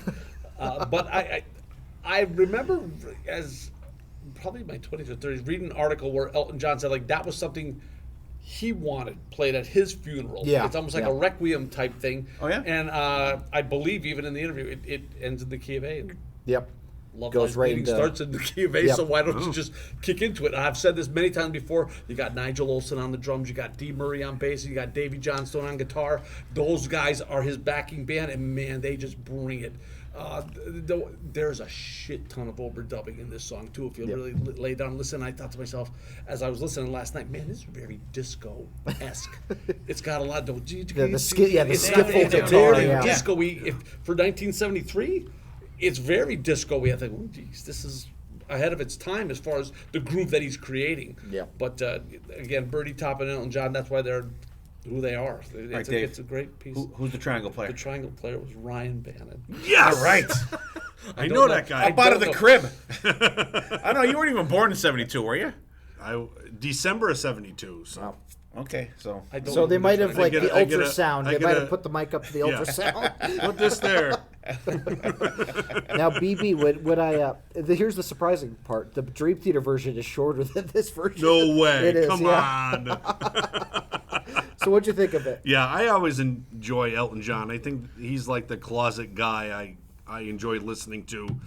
The only thing I wish there was more of the guitar in the musical part of Love Lies Bleeding thrown into the Funeral for a Friend. Because the Funeral for a Friend, believe me, I understand where he's going with the emotion, and it's kind of like smooth, it's nice, but the guitar in Love Lies Bleeding, it just brings something a little bit out. I'm like, boy, that'd be so good if that guitar sound was just sprinkled a little bit in there, because it kind of loses you after, it's like 5 minutes. So you're after 2.5, 3 minutes, you're like, all right, let's go. But other than that, the big musical ending is, like I said, like when everything is tied together, is for me is probably the best part of the song. This is a good one. Like I said, Elton John. He's a closet guy that I like to go to listen to. 70s Elton John or 80s Elton John? I don't mind either one. Elton, I think 80s is a little bit more poppier and has a little bit more tappy to it, a little toe tappy. 90s Elton John, The Lion King. Oh yeah. That's where I'll draw the line, Dave. I'll take the 70s stuff myself, for sure. Billy Elliot. All right, that's halfway through. I had 2 songs. Dylan's got a lot of talking to do coming up in the second half here. But before we do that, we're going to play a little song. Also an opening track from a 1974 album. We're going to play Foghat, Fool for the City.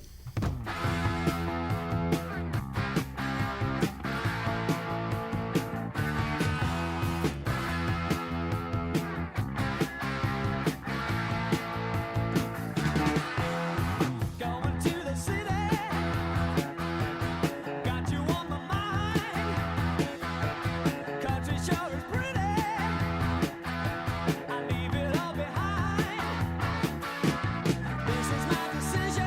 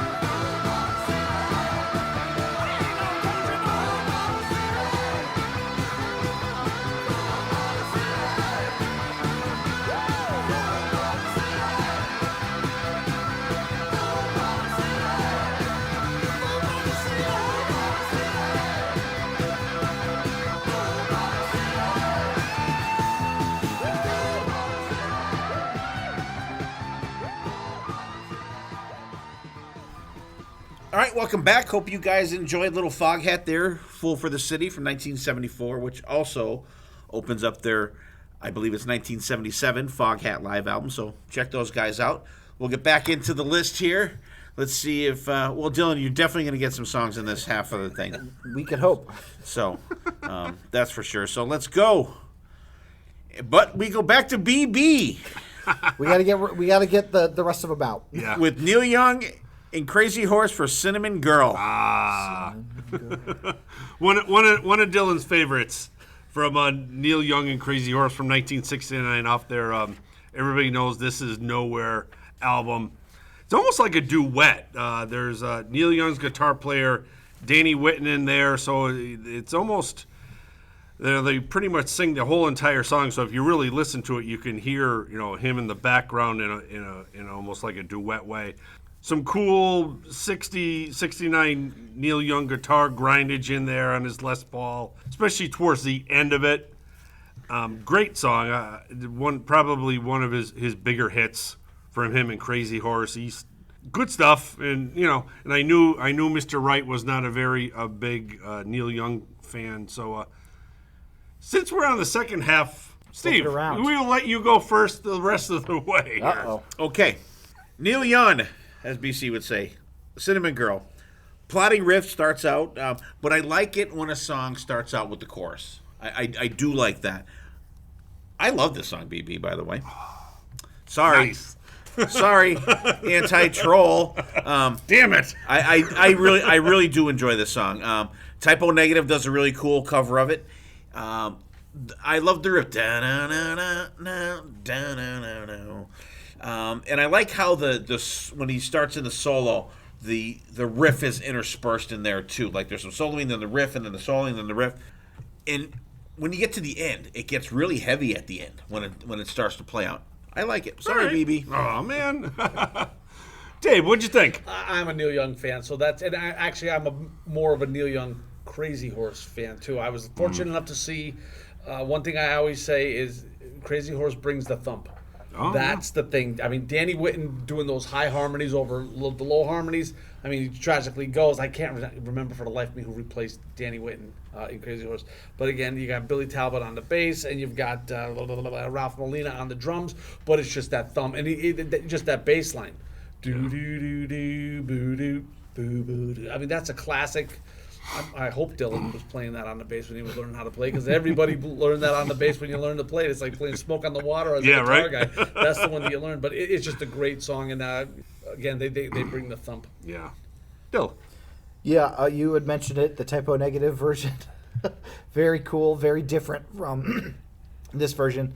But I like this a lot. It's got such a nice feel to it that's so different. And I don't know, it's got that it factor that just grabs me. Next up, What's next? back to Dave. A song we've all heard before. We're all a little familiar with it. Sympathy for the Devil from the Rolling Stones. Alrighty. Beggar's Banquet is funky, and this is just to be a very unique tune all around. I remember the first time I heard this, though, it was off of Hot Rocks. It wasn't off of Beggar's Banquet. I heard it on an 8-track from Hot Rocks, but it's just, there's so much going on, and it's so cleverly composed with the percussion as it comes in, and then here comes the piano, and it's Keith Richards that plays bass on this, not Bill Wyman. Keith Richards actually plays bass on this, which he does on a few earlier Stones numbers, but and a great solo as he comes in. He's got that 57 Les Paul with the Vox amp. You can tell that it's just that piercing grind of that Les Paul, and with those nice allegorical, historical lyrics that kind of drive the song, that tells the story. And it's just one of those songs that aren't fluff, and kind of a departure from Rolling Stone stuff. It's just always been one in that's been dear to my heart. And because I'm not a Rolling Stones hits fan. BB? Yeah, Sympathy for the Devil. You got maracas, you got cowbells, you got congas, you got piano. But man, they make it all work. And then you have the Walking Dead Keith Richards solo, which is so good. But all these different sounds in the background reminds me of like when Jimmy Fallon will have like a band on. Like I know like he's the done this kids' one, toy, Metallica, the kid and they toys. do the kids' toys thing going on. Every time I heard this song, I'm like, there's so much going on, and I thought what I think is a xylophone in there. Like remember y'all had one that was all the different color ding ding ding. Like this is exactly what like a Roots Jimmy are coming Fallon in to fill it out. Yeah, a perfect Jimmy Fallon toy musical song. But yeah, this is a great how they make it. Pretty much all those instruments just work, really good. I think the thing for this song, for me, that I enjoy the most, and this is another one that's been in like 100 movies and trailers, but I love how like stop, start, and sparse the solo is. It's almost like a little kid brother popping up, like trying to hang out with your friends. You know, bam, bam, bam, bam, bam, bam, bam. You know, like it's so unique for like what you normally when a guitarist is given time to solo, they take up that whole time. But he does a lot with the pauses in between to make it kind of come off the page a little bit. I don't know. I always really enjoyed that part of the song, and of course Keith Richards is amazing. So.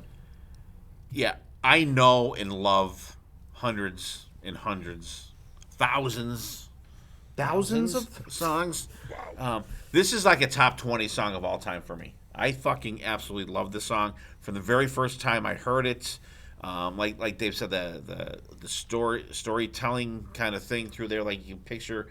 I don't know if anyone's read the Anne Rice Memnoch the Devil book, where the devil takes Lestat and he's going through history and showing I can picture that, like the devil's like saying, I was here for that, I was here for that, I was here for that. And it's so cool the way that it's put forward. But the song itself, this has got to be one of the most covered songs out there. Guns N' Roses. Guns N' Roses version is absolutely fantastic. Ozzy's version is absolutely horrible. Hey, it's got Jerry Cantrell on guitar. It does. It's I don't know. We talked about that. It's a nice, easy tune to play. Is it? It's an E. Is it? It's pretty. It's 4 chords really. I'll borrow mine. The Black Crowes do a beautiful acoustic version of it, where it's just acoustic guitar. It's a really nice, easy one. So hey, you doing any Stones song? And I'll say, you go to the bathroom. Yeah. Yeah, go get yourself a beer. Give me your guitar. Leave it here. That kind of thing. Yeah. I'll just play this on, and I'll give them. Yeah, I love it. I think it's a stellar pick. Good job, Dave. You're doing good, buddy. All right, so what do we got here? Dave, keep talking. Boston, More Than a Feeling. Oh boy. Okay, so and this was one that I really. You don't want to do it because it is a staple of classic rock, but you got to give that credit where the credit is due. It's got that simple. It's a very simple piece, acoustic run, D to C to G, and then it kicks into this beautiful masterpiece. I can't give any credit out. I don't think I can't give anything out other than to Sib Hashian and Bradley Delp, because Tom Schultz does everything studio-wise as they record it.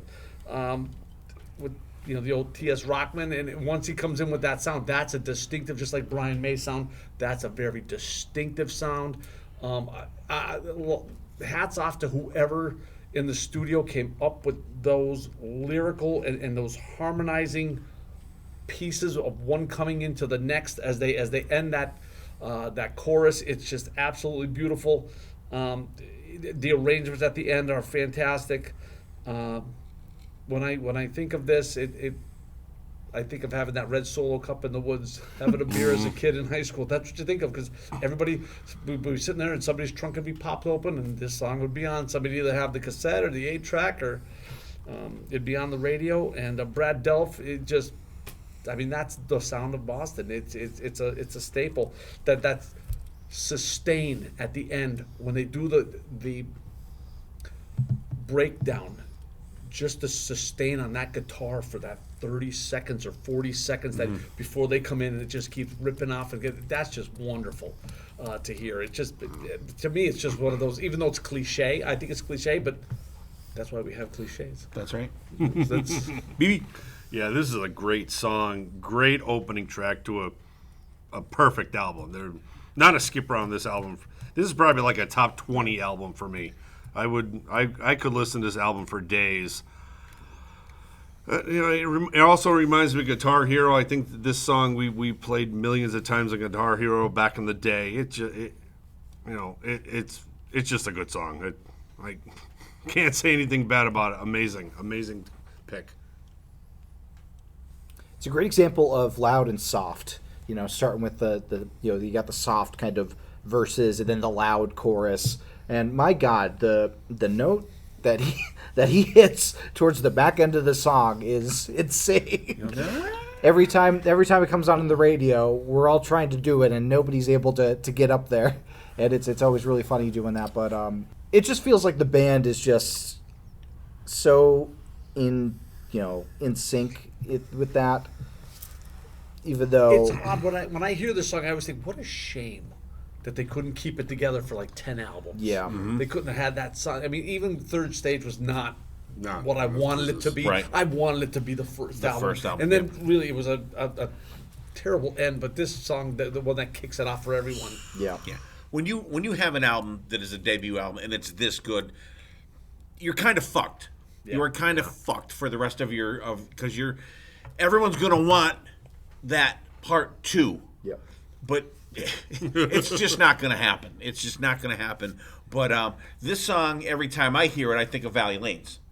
I think of Saturday morning bowling, and we'd go to the snack bar after bowling and get a couple slices of pizza, and the jukebox would be there, an actual jukebox where they would actually play the little black records, and someone would always play this, and I want to say Smokin' was the second side, was the flip side of this. You are correct.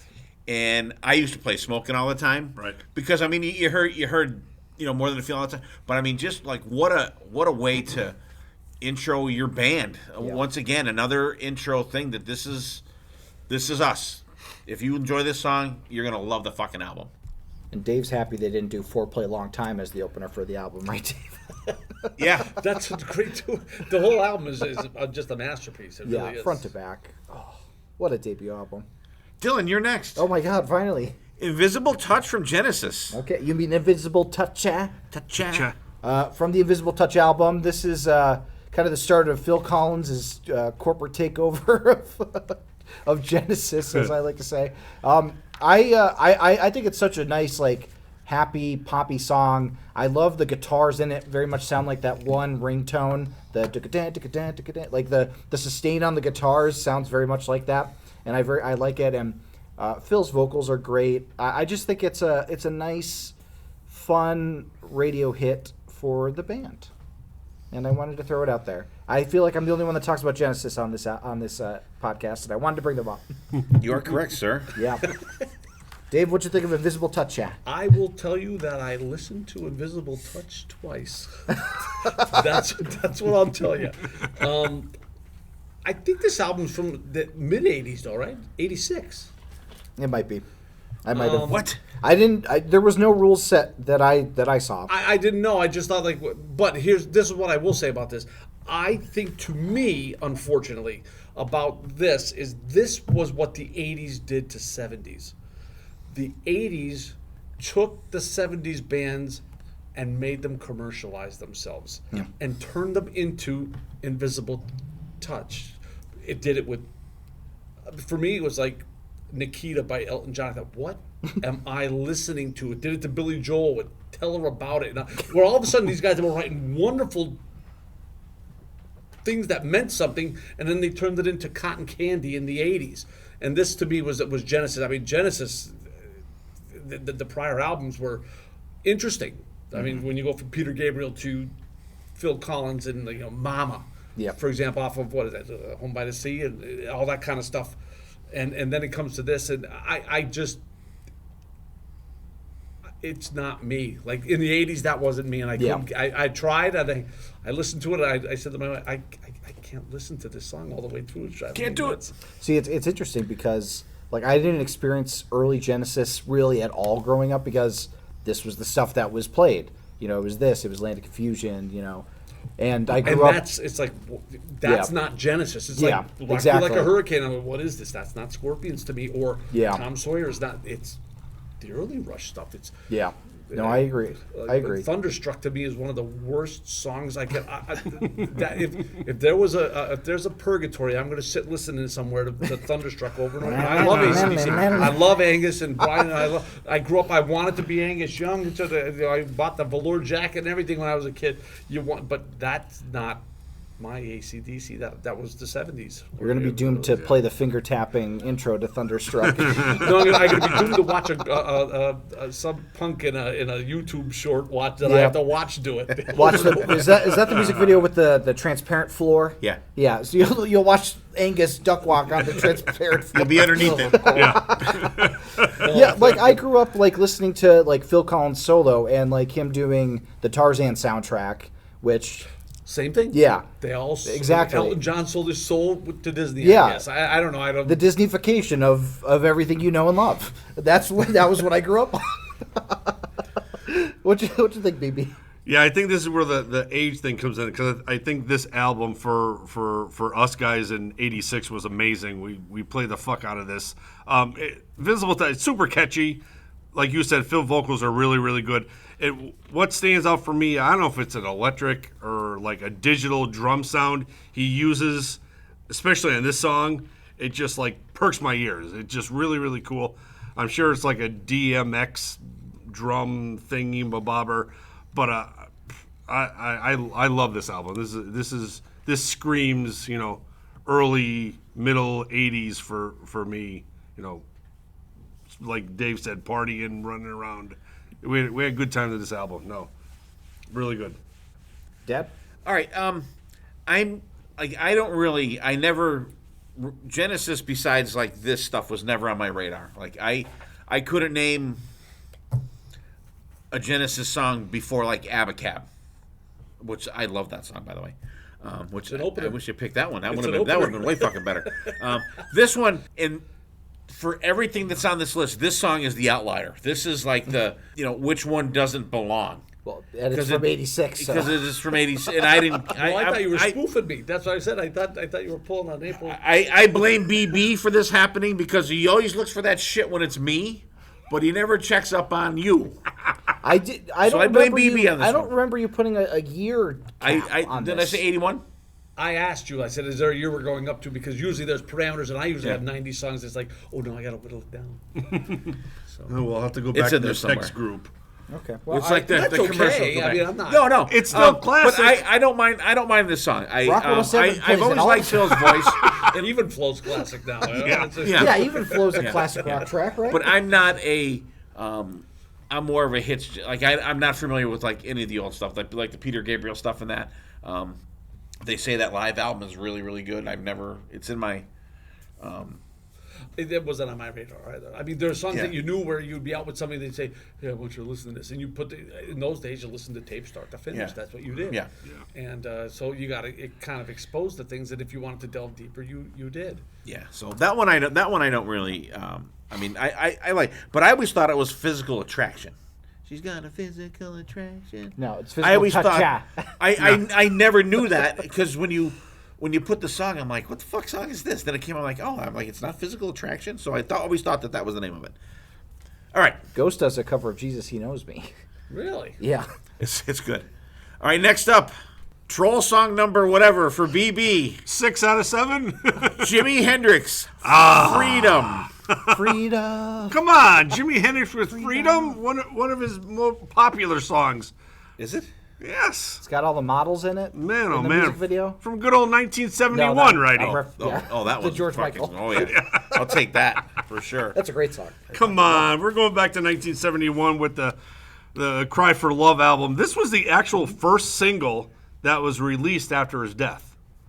And there's a name to it, but I'm not sure. Posthumous, yep. That's it. Thank you. But it just showcases how many ways and sounds Jimmy plays the guitar. There's like rock in there, there's funk in there, there's a little soul in there, there's jazz in there. His guitar work is all over, like crazy all over this song, and that's why I wanted to just showcase it. Just that he brings all these elements of what he can do in just one song is just absolutely mind-blowing. Dylan, did you enjoy The Freedom? Well, let me tell you something, BB. I really did enjoy this one. I had never heard it before because it wasn't on It's not on the Experience. Yeah, it's not. It's not in the the wheelhouse of Jimi Hendrix that I knew. But I gotta say, the riffs, the variety of riffs in this song really got me. That's what sucked me. I didn't really like the chorus as much, like the singing of it, but the riffage in the song. Like there were probably 7 different riffs that were kind of ear-catching to me, right. And I really enjoyed it. I think that this is a really good showcase of, he's not just Purple Haze. He could do cool stuff like this, or could do cool stuff like this. And actually, this month is his birth month as well. Just November 27th, I believe, is his birthday. So interesting. Yeah, I thought it was a great Hendrix song. I really enjoyed it. Dave. I've tried over the years. I wouldn't say that I'm a Jimi Hendrix fan. I never got it. I don't get it. I don't. I mean, it's not the Experience, and it's not Banded Gypsies. I don't think with these guys either. I think it's Billy Cox, Mitch Mitchell on drums, right? Yep. And Cox is on bass. I think they were Army buddies, right? I don't know if you have to look at that. I'm looking at right. You're spot on. I think they were Army buddies, and after everything goes sour and whatnot, I think they come back for this one final thing. But it's a great groove that he always had. I don't know. It's almost like he's the 16's Malmsteen for me. I don't. That's mean. But it is like I don't see it. He's the first doing a lot of things for me, but I don't know if I'm not ready for it. If I'm not, I'm just not like music theory. But your kids are gonna love it, right? But no, I think it's got a good groove. I think the lyrics I don't know if it's a heroin related thing or if it's about freedom itself. It seems to me like it's more about the drug than his actual freedom. Yeah, I mean, lyrics, especially posthumously. Yeah. He's pretty much free when he does the drug, so it's full circle. Yeah, but it does have a nice groove to it, and those guys, he always had a great backing band, and this was no exception. And it has a great riff, and it's a great, it's got a great groove to it. All right, Righty, hit shuffle. Go ahead, Steve. Skip. All right. BB, I love you, buddy. I love you.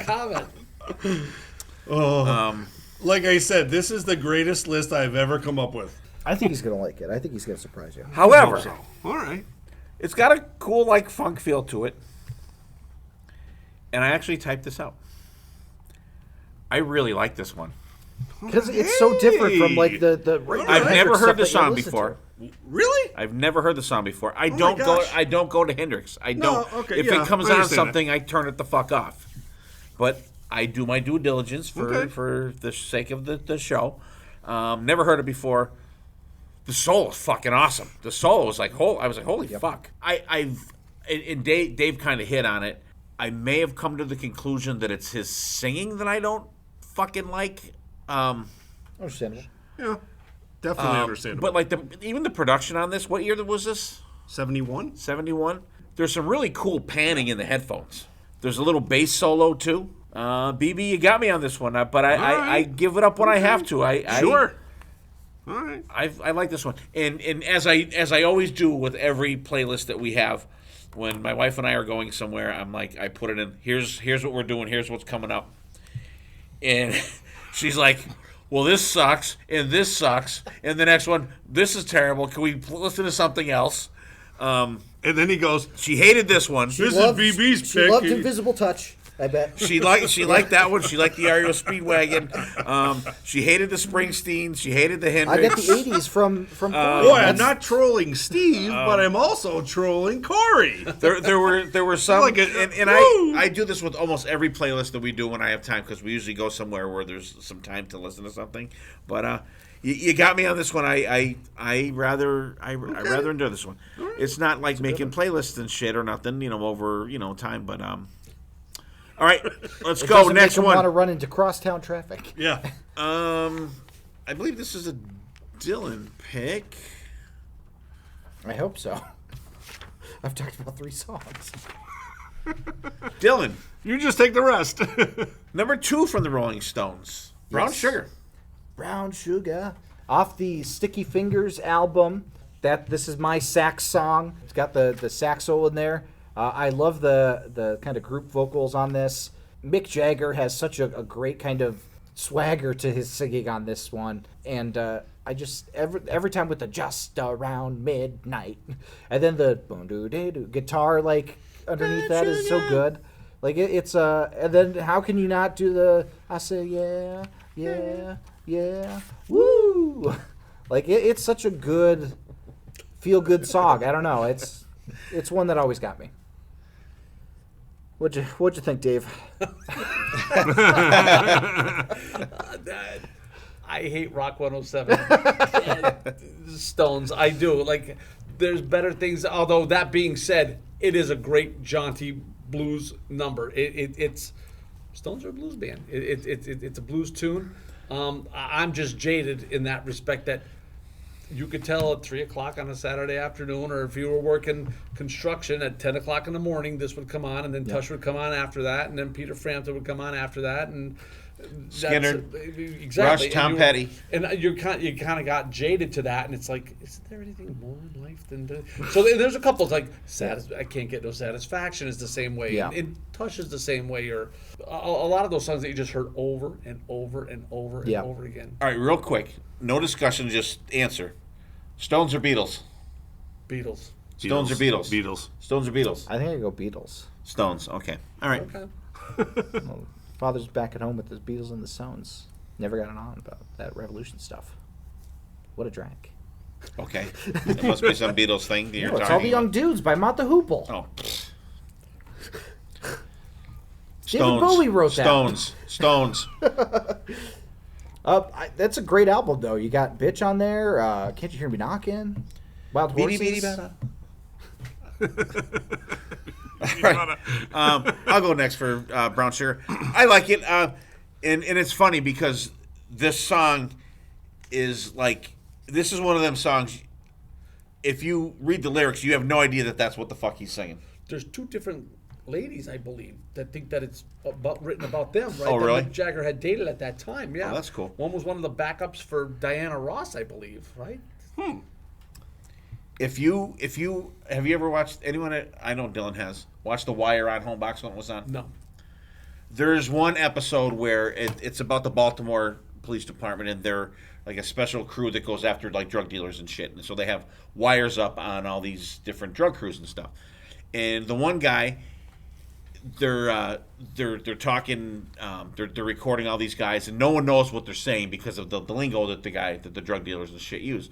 So the one guy, he says the first verse of Brown Sugar, and they're like, "What the fuck is that?" He goes, "You probably heard it 1,000 times. You have no idea what it is. That's the lyrics to Brown Sugar, Rolling Stones." And everybody's like, "Holy shit!"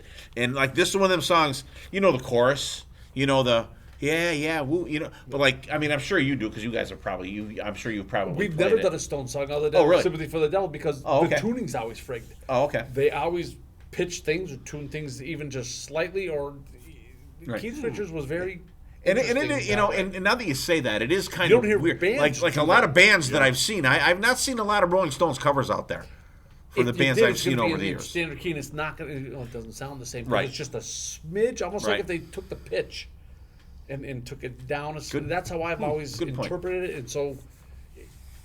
I like kinda it. This was a very enjoyable swayed you track away for from me it. on the album. Yeah, this is a good one. The way he just pronounces certain words is just so funny, and it just like really, like it almost like makes you giggle in a way. You know, kind of like the way we've been making fun of some other songs around here. But the saxophone in this song again is just really, really. The band harmonies are great in this one.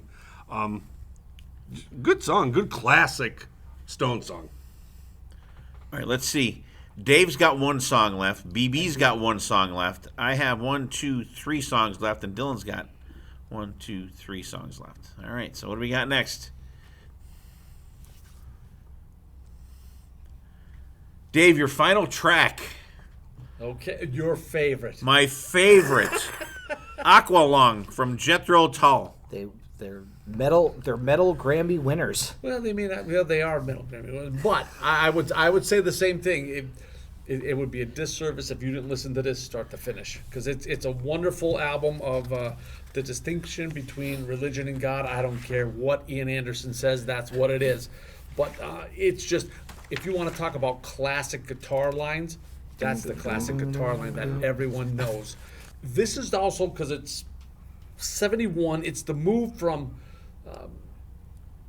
Get Up and Benefit, where they're really, really jazzy, to here's a different change here. You got Jeffrey Hammond that's coming in on the bass, who's wonderful. He replaces Jeff Cormack. You have Martin Barr still on guitar. His guitar work is absolutely wonderful. Ian Anderson always plays the acoustic stuff. Capo 3, he's big Capo 2, 3, and 4. That's his singing range. He's just wonderful. Clive Bunker on the drums, and here's a jazz band that kind of makes the transition on this album into that rock, if you will, area back in the 70s, and this is just a perfect kicker. I love the reverb in it as it comes down. I know you can see you looking at me. I'm just waiting like to get punched in the That's me. That's me every week. But this is an album, if you wouldn't like it, but give it a chance. BB. Yeah.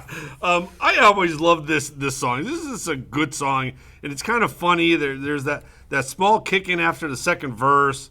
It picks up right after that. There's a really cool guitar and a piano solo, which I'm a big, humongous sucker for. And that last verse, it gets a little bit dark, a little bit disturbing. You know, like, well, the whole album is a theme. It's just like The Wall. It takes a trail all the way to the end. A concept. Song one, yes, it's a gotcha. whole. It's I have a whole never thing, listened and it's to about Aqualung. And when you talk about locomotive breath, and that's who they're talking. It's a whole move all the way through. Oh. And Ian Anderson says it's not. It has nothing to do with religion, but he lies. Who's Cross-Eyed Mary? Well, that was going to be the name of our band after Absolute Black. We were going to be really? Cross-Eyed Mary, but it's a we just everybody thought that we were going to be like a total cover. Yeah, right. Didn't want that. Thank you for not doing that. Although Iron Maiden does do a cover of Cross-Eyed Mary. I was going to say. It's a good album. Yeah. For a thematic album that just has a tone through it. Give it a listen. Okay. I got You will. 2 albums. Dave's I giving me will. way too much homework tonight. 2 albums. The professor's got me worked up here. Yeah, this is a band that I never really checked out. The first inkling that I heard from this song was in Anchorman. There's a scene where Ron Burgundy is at like a jazz club, and he does like a whole flute thing, and he does the riff for Aqualung at the end of it. And that was like my first experience with it. And it's so interesting because Jethro Tull is always like, oh, the flute band, like whenever people mention it, there's no flute in this song. And it's like the song that like I know from them, but there's no flute in it. That's like how, with Kansas, like having a song without the violin. It's like, but that's what you're known for. Why is it not in there? But I like it. I'm gonna have to check this album out because I had never really checked out Jethro Tull. I only knew them kind of as a punchline for, they won the first Grammy medal. Stay in the 70s. Yeah, I'm sure. Stay in the I'm 70s. sure. Like any band, stay in the 70s. Yeah. Well, they won a Grammy in the 80s, though. They beat Metallica. They got to be metal. Yeah. Aqualung. When I see the word Aqualung and I see the band name Jethro Tull, I go into fucking vapor lock. You need an Aqualung. And I instantly, like, if it comes on, I don't even know what it even comes on. Like maybe Classic Rewind. Too. Yeah. I'm like, I'll put on fucking Magic 93 if this fucking song comes on. Magic 93 is Wow, So, you really and got honestly, him. Thank you. And honestly, I can say I've That never, angers up the blood. until now, I've never listened to the song all the way through. Because I hate that do. I fucking can't stand that fucking riff. It's just it's Freddie sitting on the park it's bench. crumbling it's crumbling styrofoam for me. But I will say the song's about 5 minutes too long. It's like six minutes and change. There's like a muted acoustic part where the vocals are kind of muted too is kind of cool. I do like when it picks up in the middle. I like the change in the middle. I do. The solo section is really good. Great bass line in it though. Jeffrey Hammond. Great bass line in it. I guess I don't hate this as much as I thought because I never really listened to the song all the way through. Because I hear that do, and I want to just poke my fucking eardrums out. If you take that off the beginning and then when it goes back to it at the end, the middle part is really good. I just hate that fucking riff. It's just You like the meat of the sandwich. Yeah. I do. I'm taking the bread off of this one. No crust. No crust. I'm taking it off. I'm taking the PB&J with bread the off crust of this cut one. off. The Because snackables or whatever. Honestly, I saw the Crustables. Yeah. because I got Dave's list first out of everybody, and I'm like, the Clash, Jethro Tull. Then he got my list. I hate you guys. But then I'm like, okay, Rolling Stones. Boston, Stones, Black Sabbath, Van Halen. I'm like, all right. But like, in literally London Calling and Aqualung were the first two on Dave's list. And like as I'm reading, I'm like going, this is gonna be fucking torture. Was gonna be almost like because we were gonna do albums from 1994, and we picked the albums, and I'm like, I can't do this fucking episode, so we ended up doing something else. It's my birth year, by the way. Birth Dave. year. That's why I said great year for kids, not such a great year for fucking albums. So There's a couple good I ones. put like- Corrosion I like the- Conformity I like out the there. meat of He's the like, song. nope. Throwing Copper came out in '94. There's a ton of good ones. All right. That's what I would like. Super Unknown, I think you put out there. Oh, yeah. okay, here we go. Dylan. Yes. One of these nights by the Eagles. Okay. Yes. I'm sorry, Eagles. Eagles. Go Birds. No. So yeah, this is a great song. It starts very low key. I love that like dum dum. That bass is so great with the kind of the squawking guitar with it. The falsetto vocals and the chorus is really great. Don Felder's solo is a really great kind of bluesy, meat and potatoes kind of thing going on there. But it's one that that kind of deceptively builds a little bit. It starts a little low key, but I love those. The falsetto vocals, I think, is what makes the song for me. Well, these crazy now. It's a great underrated Eagles song, I think, in my opinion. And I wanted to throw out an Eagles song, and I didn't want to throw out Hotel California because we've talked about that a million times. Though I do love Hotel California. It's a great album opener in my opinion. But I wanted to put out One of These Nights. So, Dad, what'd you think of this one? It's got a cool little slinky bass start in the beginning there. Not exactly a dynamic start to a fucking album, but it's Eagles. But it's a good song though. Vocally, it's fantastic. It's got a smooth feel to it once it gets going. I love the solo in it, and the solo it's got like a really good like fuzz feel, like a fuzz box kind of feel to it. I like it. Dave? Yeah, this is the last album with the original lineup. Messier is in there, who they were with them from the Linda Ronstadt days, and he does those nice falsettos at the end too. It's just a great. And I think it's Don Lean. I think is on bass on this because I originally thought it was Timothy B. Schmidt, but it is not. But it's just a great piece, and yeah, always if you watch the documentary when they talk about singers, and geez, Glenn, why don't you sing anymore? Well, we got on the drums. There's no need to sing.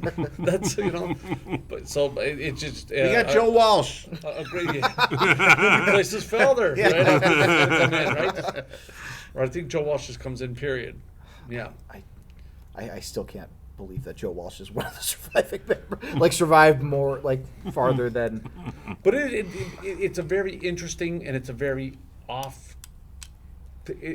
When you think about it, it's kind of an odd song to open an album with. Yeah. Very odd. Very odd. that's Because kind when of he it's put that very out there, I'm low like, key. this opens the album? Like, Right. I'm not an Eagles fan. Like, I know Eagles' greatest hits and Eagles Live. Yeah. That's what I know. So I don't know what album tracks are. I know Hotel California opens up Hotel California. But other than that, I was like, wow, this is really an album opener? Yeah, interesting. But again, Don Henley's always spot on. He's always great, and they're so tight and they're so good. Those backups are always wonderful.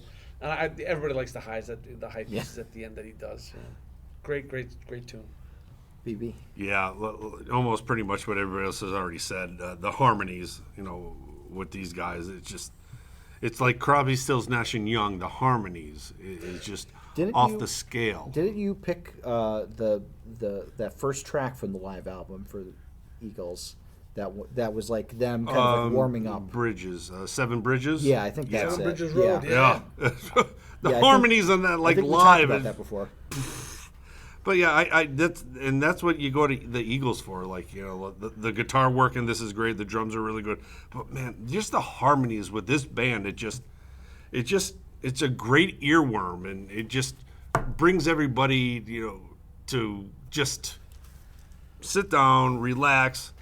I think this is more of a mellow album than like some of the like the Hotel California. Yeah. It just, they're a little bit, older in their discography. It's just The Desperados. just great melodic harmonies, melodies, whatever you want to say. It just rocks. It's just really, really, really good stuff. And when was this? When did this come out? Like 70, 75. 75?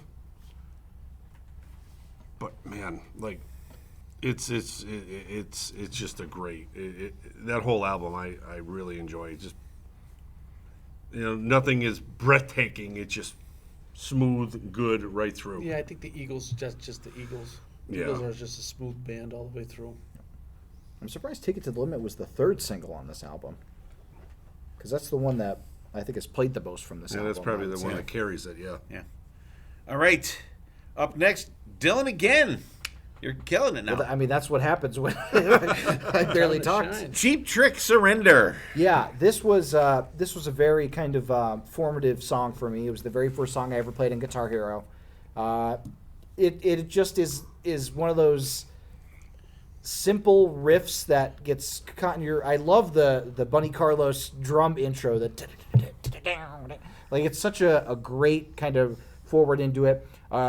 Robin Zander's vocals towards the end get like very Robin Zandery with the "every time I try." Like, he gets more into that, which I really intense. like. Of course, they throw out the record in live. Got my Kiss during records out. That part. If we were in different seats, I would have had that. The key change in that last verse is so good. I love the the kind of buildup of the "we're all right, we're all right." Like, it's so kind of triumphant, and I don't know. I just it was a song that's always stuck with me, and it's off the Heaven Tonight album. Not Not Ingve. not Ingve's Heaven Tonight. Cheap Trick's Heaven Tonight. Dave, what'd you think of this one? Great. It's a great teen anthem. To me, I mean, I love that up kick at the how they take it up a step at the end. It was always fun to play, and I was actually listening to with my wife was sitting next to me, and I said, "Remember, people danced to this song. Like, they would get up on the dance floor and dance to it in the '90s because that's when we were doing it." And, Yeah. But it was a great tune, and probably if you brought it back, it'd probably have that not camp value, but it would have that classic value to bring it back if a band took it and did it out. But great tune. It's a fun song. It's just fun. Yeah. I was used to Windmill. I mean, there's no super guitar solo happening crazy. Yeah. It's just a great tune. Very simple on the guitar. BB? Yeah, this one for me, it's a toe tapper. It's a big hit for a reason. I just never really got into like the Cheap Trick band. I just never. It was just one. It never really like growing up. Like nobody I remember had a Cheap Trick album or anything. You never had Live at Budokan? You still don't have Live at Budokan? I don't own a Cheap Trick album cassette disc. I don't have. This is probably the only song that's downloaded on my phone. Wow. I'm just not a. I'm not the Cheap Trick guy, but Hey, it's like Rush. It's in that genre of. You have to remember, I'm not as older as you guys, so there's a little backlog there. Not a wheelhouse. I'm not as old as you, BB. But but you listen to good music. I'm still stuck in the '80s. But Ed Bannon wasn't playing this for you. I was playing this when he was growing up. Yeah. Right? Cheap Trick was one of the first bands that I saw live. It was Cheap Trick, Poison, Def Leppard at Montage. And Cheap Trick was the loudest band on the bill, and they were the first band on the bill. And they were so much louder than Poison. They and I'm were. like, wow, They were. Cheap Trick really good. And then Poison was so they had a little influence on you. Like, these guys, I don't know. Like, if I had to pick Rush or Cheap Trick, I would go at Rush. I mean, like, that's Cheap Trick is that much lower than Rush to me is. They're very different bands. Is it because you don't know enough of it, or just the not liking factor? You know, like Dream Police. Yeah, I know the Me. hits, and it's just they don't thrill me. Like, Okay. I guess growing up in the '80s when you want that guitar shred and that certain sound, and when they don't have it, and you look at them and he's playing a two-bridged neck guitar that looks like a guy, and he's dressed in checkered jumpsuit, it just doesn't thrill me. I don't understand it, I guess, maybe. I loved that about Cheap Trick, where they had the two really good, like, traditionally, like, good-looking guys on the front, and then they had the two weirdos in the back. See, but that's how we feel about Jimi Hendrix. Like, I don't get it. You don't. Yeah. Everybody, I don't. Yeah. It just doesn't register. Yeah, it doesn't resonate. And it's just, It's just it's a just weird. taste, is what it is. Yeah. Like I don't think I own two Cheap Trick albums. I think cassettes I own, but it didn't float. I wouldn't say that I was a big follower, but I see where you're coming from when it comes to stuff like this. When you're just thinking about like, hey, I never thought of listening to that. I'm going to listen to that. Like I'm going to go home and listen to a lot of these albums now because of this. Right. That's going to give me something to do around the fire, driving in the car, those kind of things. The idea, baby. Yeah. Yeah. You're going to grow. And he's the only person that has a guitar that looks like himself and a 7-necked cool. guitar. It's so He extra. put Steve Vai to like, shame then, huh? Yeah. Yeah, it like Rick Nielsen is like the weird guitar guy. Like he has all these like weird And like when you would bring like Alice Cooper, like I don't Yeah. get Alice Cooper either, but like the '80s stuff that's kind of poppy, there's a little shredding in there. Yeah. I enjoy compared to the I never got not the Cheap Trick. Well, and another thing actually that you just reminded me of was I think it might have been either the first or second Alice Cooper show I saw, which Alice Cooper was the first person I saw live. Fifth Avenue Vampires opened up for them, and that was Richie Scarlett's band. Oh, right. And they did a cover of Dream Police, but the guitar was out for most of the song, and then it came in right for the solo. And it was one of those moments where I'm like, the magic of live music where the timing was just perfect for the guitar to come back in, and just seeing like, oh, like stuff can go wrong, but you could persevere live, through that. So like, there's a lot of like weird little connections that I have with Cheap Trick that were very formative for me. Okay. Dad, what'd you think of Surrender? This version is kind of a weird one for me. It's one of the few songs that I heard live before I heard the studio, because it came out. It was on Budokan Live, and then it's like, this is the first song on our new album. And it's called, like, so they introduce it, like, so they're playing it live before the album's even out. Because I think this show was like, they say like next week, I think, like the week after that that Live at Budokan was recorded, the album was coming out. But and I was so familiar with the live version, but it's not that far. I was surprised that going back listening to this, how kind of close it was to how they were doing it live, because it was really, really fresh for them. I love it. Mom and Dad were rolling on the couch, got my Kiss records out. Another earworm of the chorus. I think it's a fun song. And I'm not a massive Cheap Trick fan. I'm more of a hits guy. They had a live DVD out in the early 2000s. It was called Silver. Oh, Silver, yeah. And it's absolutely fantastic. If you want to see a really, really good Cheap Trick show, they play like 25 songs or 30 songs or some fucking thing. But it's a really, really good show. And it might have been one of the last things they did with Bunny Carlos, maybe. Yeah, because they have whose son? Robin Zander's son is their drummer now. Zander's Dax Zander is their drummer now. And I think Rick Nielsen's son plays. He's like another guitar player on stage with them too. I believe it's his son. But like I said, I think I own Dream Police. I own Live at Budokan. We own the live Sgt. Pepper's they did. Okay, that one. So I think I own literally like 3 Cheap Trick albums. So, but I will bust out Live at Budokan quite often. And there's a deluxe kind of little box set of Budokan that has the whole show that is really good. It has the full show that they played. Is that like remastered? For that. They have that remastered too? Yeah. So it comes like in a checkered box. It looks like it's like the size of a DVD. The cover is case. really cool too because you have Rick Nielsen kicking. Yeah, they're like standing over Budokan. I'm more of a live and Budokan guy for Cheap Trick, but I mean I think the song's fantastic. Yeah. All right, next up we're getting down to the wire here, kids. Me, Loverboy, the kid is hot tonight. Whoa, so hot tonight.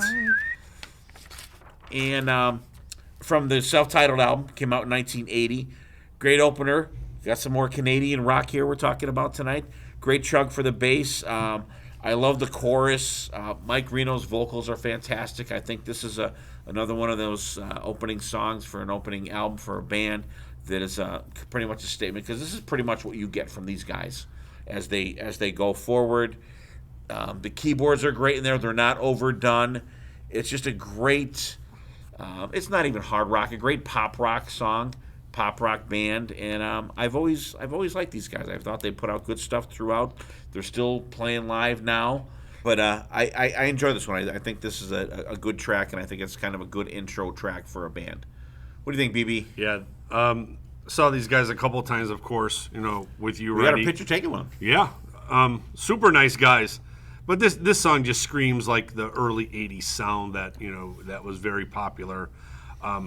The production of this song is great. You can hear the drums, you can hear the bass, you can hear the keyboards. It's just one of those songs that when you're listening, you were like, ooh, yeah, like it's just flows well, mixed well, produced well, and this is just one of those songs that it just screams Loverboy. They were. Had those top, 5, 6 big hits back in the 80s, but this is definitely a staple for them and a great album opener. Dave, are you a Loverboy fan? I am.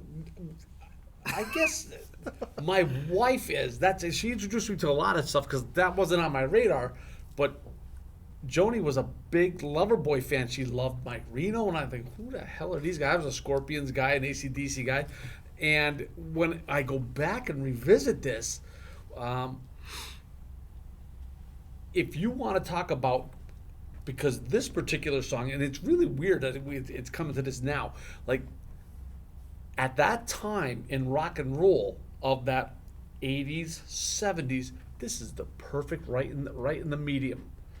It's right there where if you were a heavier guy, you could listen to this song and say, oh, this is good. It's got this nice chugging beat. Here comes the wimpy keyboard. So be it. But I'll tell you what, it's Doug Johnson. His keyboard stuff is really good. Paul Dean on guitar. I just said to my wife last night, do you realize when they made this album back in 1980, the guitar player was 35. He was 35 at that time. That's like old by those standards. Yeah. That's ancient. And Mike Reno's 25. Like these guys weren't kids. They were already up there. Like when you see them now, and they were Dave men. Borosky just saw them last summer. Said Mike Reno can still bring it. I watched a couple of videos. He can still bring it. We missed him. He opened up for he's Sammy. a little heavier as we all have gotten since our 20s. We've expanded.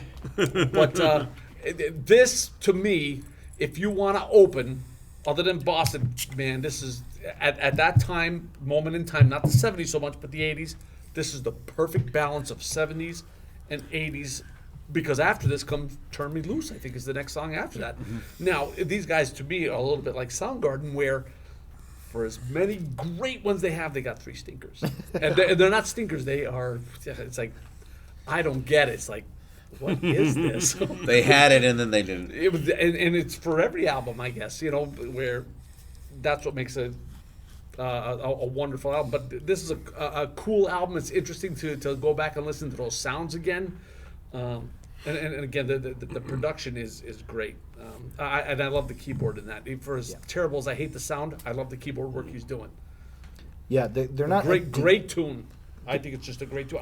I must have listened to this 10 times in a row. Oh, right. Because you just want to hear even that double chug as he does in the second. Like that's key to the song. It makes the song. Yeah, they're not empty calorie keys in this song. Yeah. I love the like. There's kind of like there's an uplift that I like to look for in like songs from this era, and that has that uplift that I enjoy. And the chorus is great, a great earworm of a chorus. But so very good pick. All right. Yep. All right. Let's see what we got next. Couple more left here, kids. Dylan, Pat Benatar, Heartbreaker. Yeah, this is a debut album, a debut song off of In the Heat of the Night. This song, every time it comes on, it is one that is played quite a bit. It was a Rock 107 staple, I will admit that. But it is such a rockin' song. Like, Pat's voice in this is so good. I love the stop-start, like, towards the back end. Like, that whole instrumental part right before that, too, is amazing. Like, the guitar sounds almost like apocalyptic. It just like the solo is amazing. The drumming is great in the solo part. Like it is a song that I always get pumped up whenever I hear it. Like it is just one that never fails to get me going. I love the kind of like after the stop start part, like the effect on her vocal is kind of cool. It's almost like a fading, like wavy, like phaserish type thing. Subtle, but like it's so. And then the drums coming back in with the like. It's one that I get goosebumps every time. Like it ends with the bombastic ending. It just. Yeah, I'm getting them right now talking about it.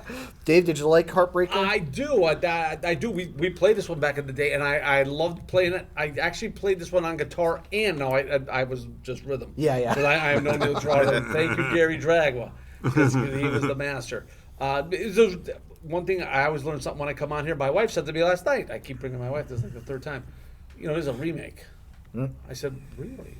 It's Jenny Dareen, I think her name is. It's a remake of a tune, but it's got that Neil Giraldo flair to it.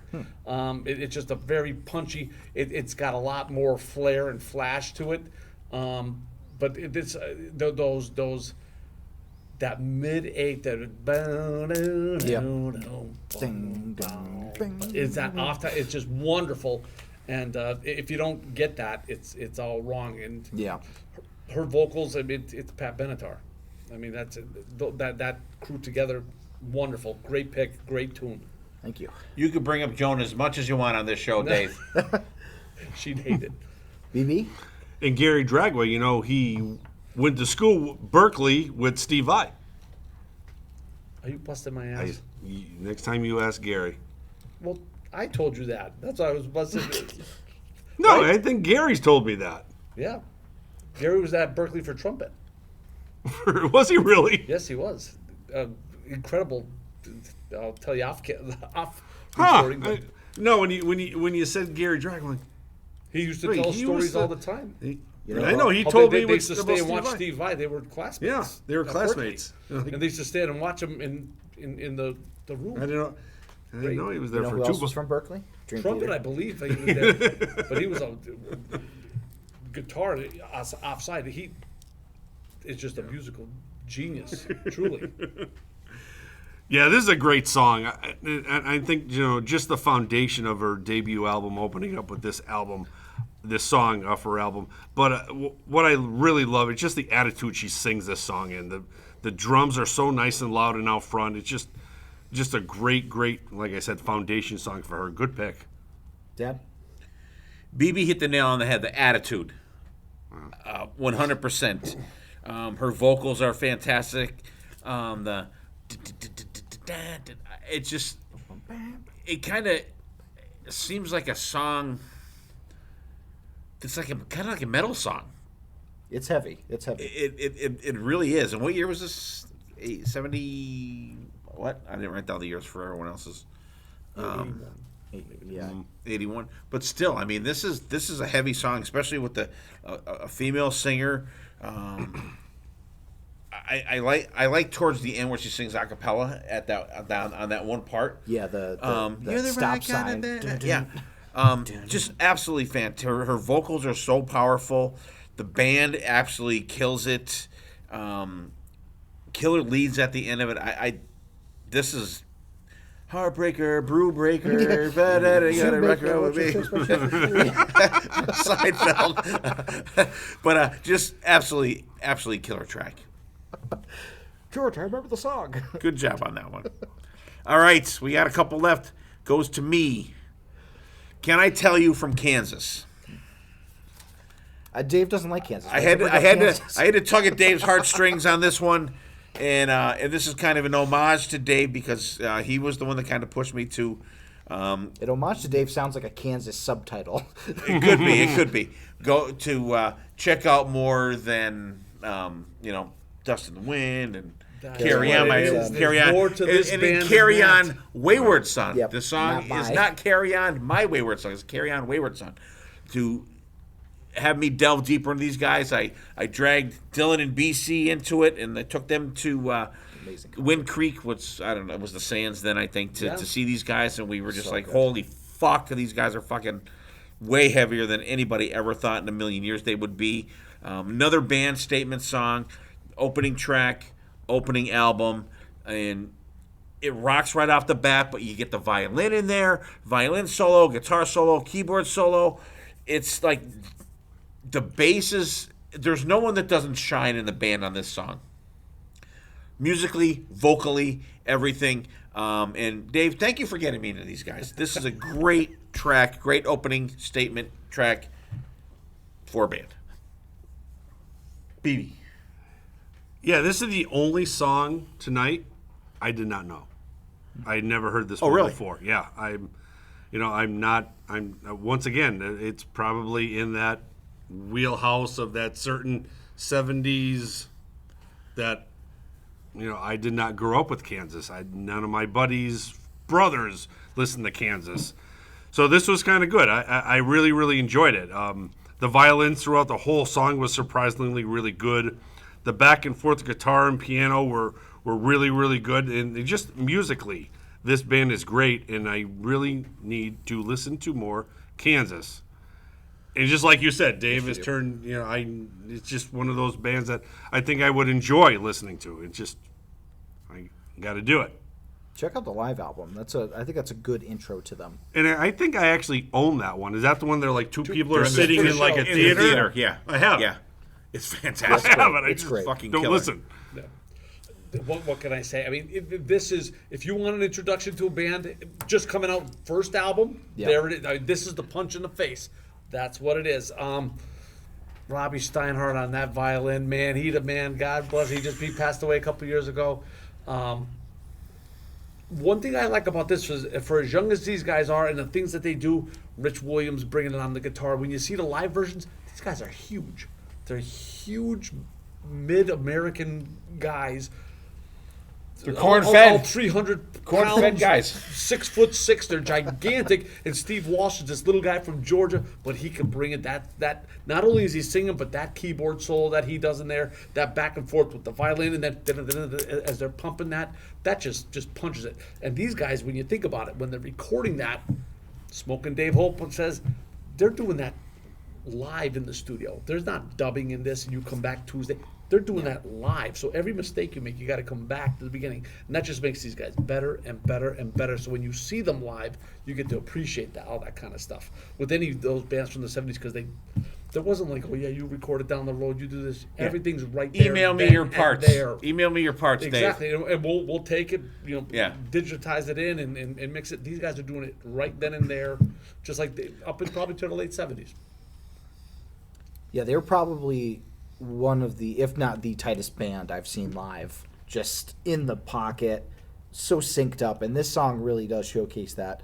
I think the violin solo is probably the Sick Banana solo of the night. Like, it shreds. That is like, if you want to hear a shredding violin solo, and check out this song, because it rocks harder than the guitar solo. And you can't think violin.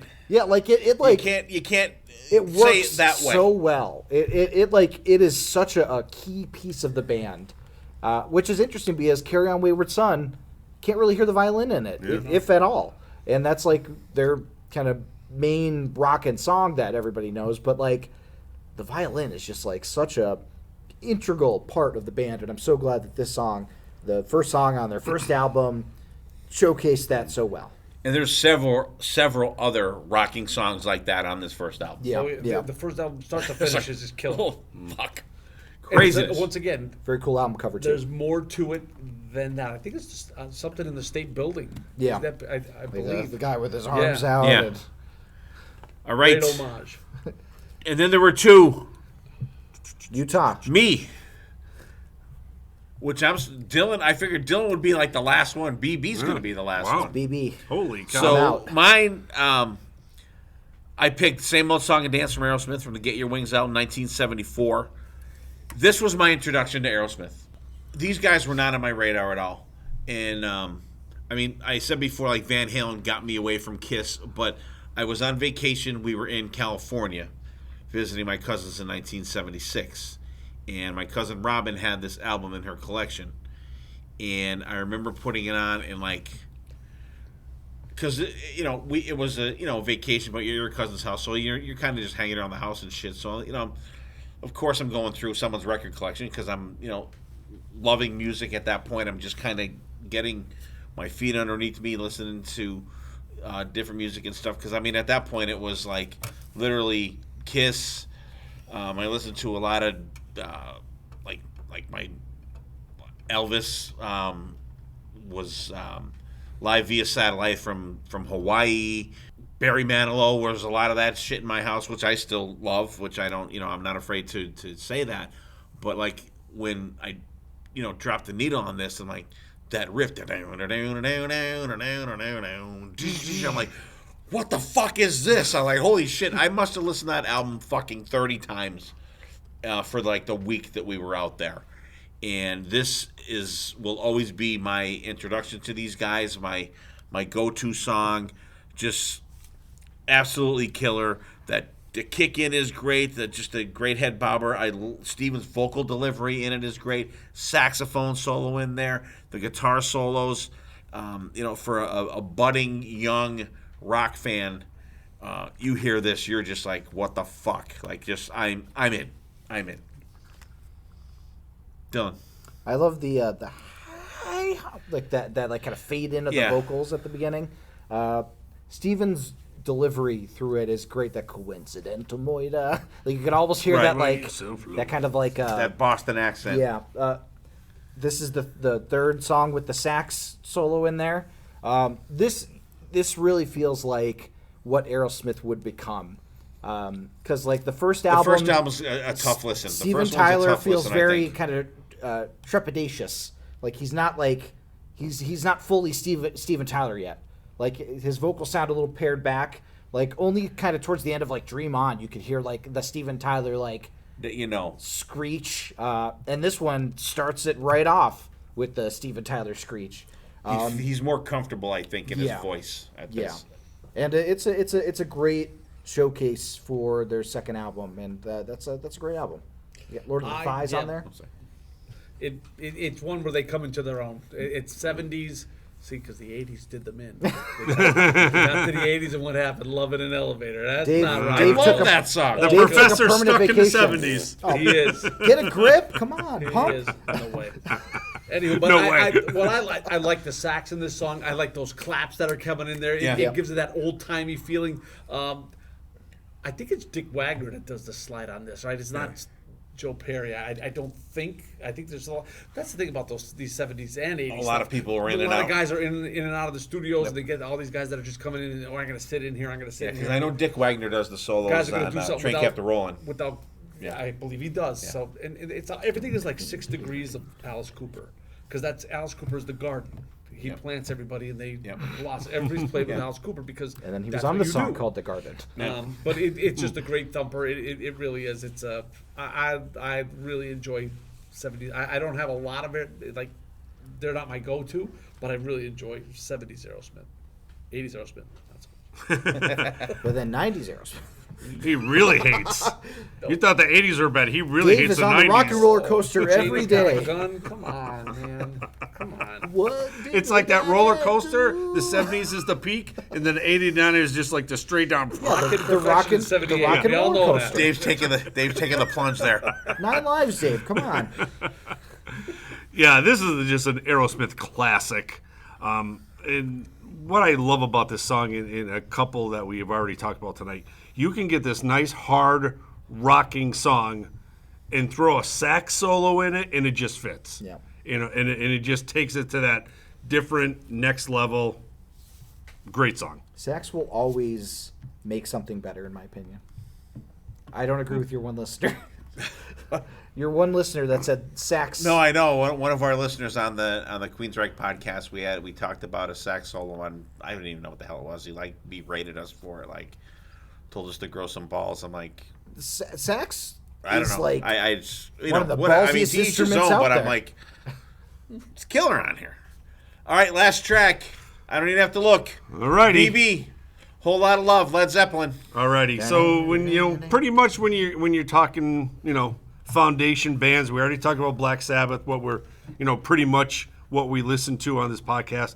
And of course, if you're not throwing Led Zeppelin in this classic rock list, there's something wrong. So, these guys pretty much everybody's copying these guys at the stuff we're listening to. But whole lot of love from 1969, Led Zeppelin 2. The opening guitar and bass riff are just so iconic. Bonham's drums, loud. Everybody in the 70s wanted to be Bonham playing drums like that. And what I love even now with like the remastering, with this song, you put your headphones on and there's like a swirly whirly going on during the solo, and you're like, holy cow, this is crazy. I just want to throw this. I don't think this was any more than a trolling than just trying to get that foundation band out there and just talk about Led Zeppelin, because like I said, everybody we're listening to nowadays and through the 80s we're pretty much trying to be Led Zeppelin. So Dylan, any love for Whole Lot of Love? So the beautiful thing about Led Zeppelin is that you could have picked like any of their like opening tracks. It was either this or Black Dog. Black so I got Dog a Black off Dog. of the fourth one. You got Good Times, Bad Times. You have The Song Remains the Same. Like, really great stuff. And I mean, Whole Lot of Love is like their signature song, I would say. Immigrant Song is the opening on 3. I think I picked it. It has a little bit more meats and potatoes grindage to it. The formative memory for Whole Lot of Love for me is the Led Zeppelin roller coaster, Led Zeppelin The Ride at the Hard Rock Park. This was the song that played on the roller coaster, and And you were stuck in line for 8 hours. Yeah, and we, you hate this no. song. Oh. We No, got it right was- off, went right back on. it was literally there was nobody in line, Oh, but okay. we had to wait as long because as it it would took play you to like walk back, we were first in line. Oh my because God. there would be a pre-video that would play like the majority of the song because they wanted to time the roller coaster so the way down inside you're going up the hill during that part, and then you go down the hill during the Oh, okay. and, like cool. amazing like experience. But doing it, we literally did it like 8 times in a row. Yeah. And I'm like, I can't do another one. I fucking can't do it. I just can't do it. Robert Plant's. They did, but I was yeah. out after 8. Like in a row. Robert Plant's, like great. So times however long this song is, times 8. That's how much. Plus, add another maybe 2 minutes from getting off and getting back in line. Jeepers. It's an all-timer, and it's appropriate that we're kind of bookending this discussion with like Van Halen and Led Zeppelin. And Sure. they're two very like kind of iconic, classic hard rock bands to bookend the episode with. So it was very apt, I would say. Nice. Professor. You get a whole bunch of studio guys that are very well trained, very well versed, and very clever. You bring them into a studio, and that's what you get. That's, I'm not a fan of that middle piece when they break it down. I'm more of a fan when they come back in.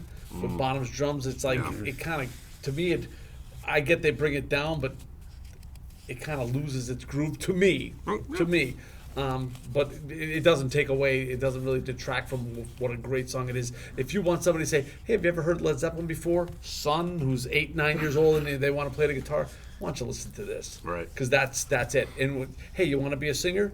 Why don't you listen to this? Hey, you want to be a drummer? Why don't you listen to this? You want to be the king like John Paul Jones? You listen to Why this. don't you listen to this? Because that's the song's just a thump. Right. Yeah. It's a great end. Yeah. From the professor to the podfessor. What do you say, Righty? Yeah, I've always liked this song. The riff is just that down, down, down. But I think my favorite part of the song is you get that down, you get the page on the riff when John Paul Jones comes in with that same riff on the fucking bass. That's when I'm all in on this song.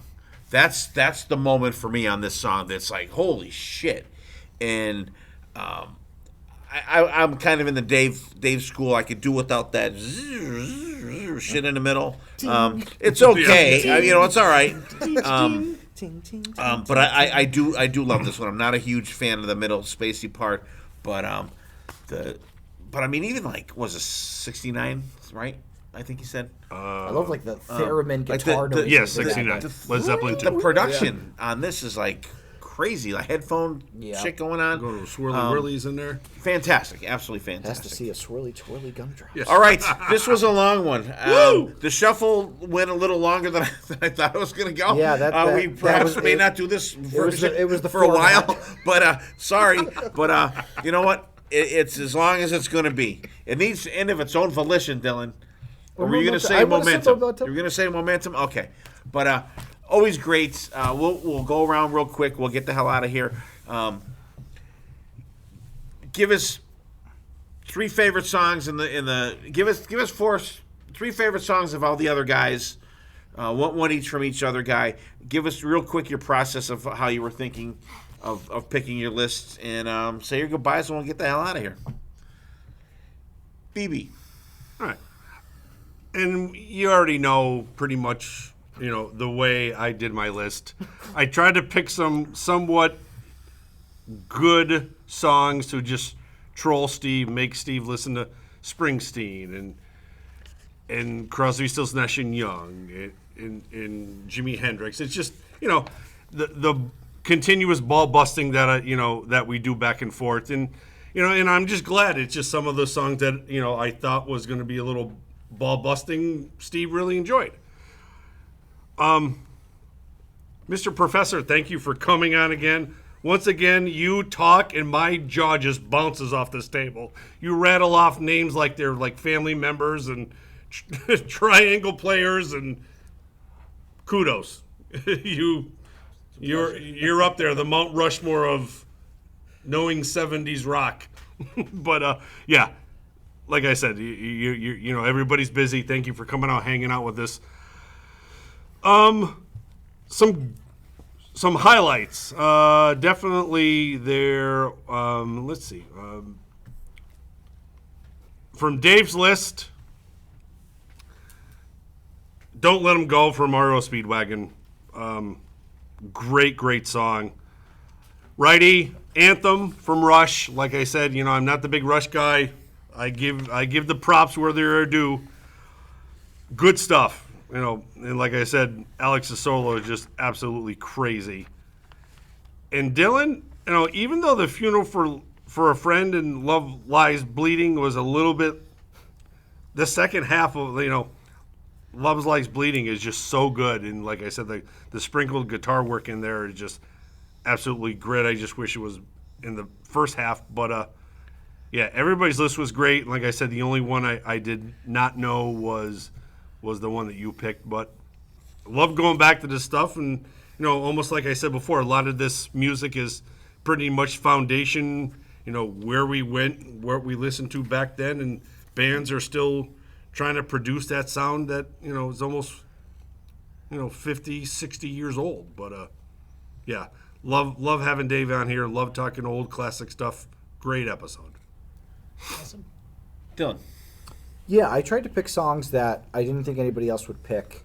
Wanted to feature some stuff that I really enjoyed, like Heartbreaker and Funeral for a Friend, Love Lies Bleeding, and also, wanted to throw in some, curveballs as well. My favorites, Dave, I agree with BB. Don't Let Him Go. Oh my God, what a song. Amazing. BB, I have to go with Thunder Road. Such a good song, and I knew that you weren't going to highlight it, so I wanted to highlight it for being picked. So thank you, BB. And then Dad, I have to go with Can I Tell You from Kansas. It's an amazing Kansas song. And Dave, thank you so much for coming on. It's always a pleasure having you on. You are a font of knowledge and always bringing some good tunes. And you can listen to all the tunes that we talked about tonight on our Spotify playlist of the week in the show notes. All right. Dave. My approach was always something that music should move you, and it's that first tune that moves you.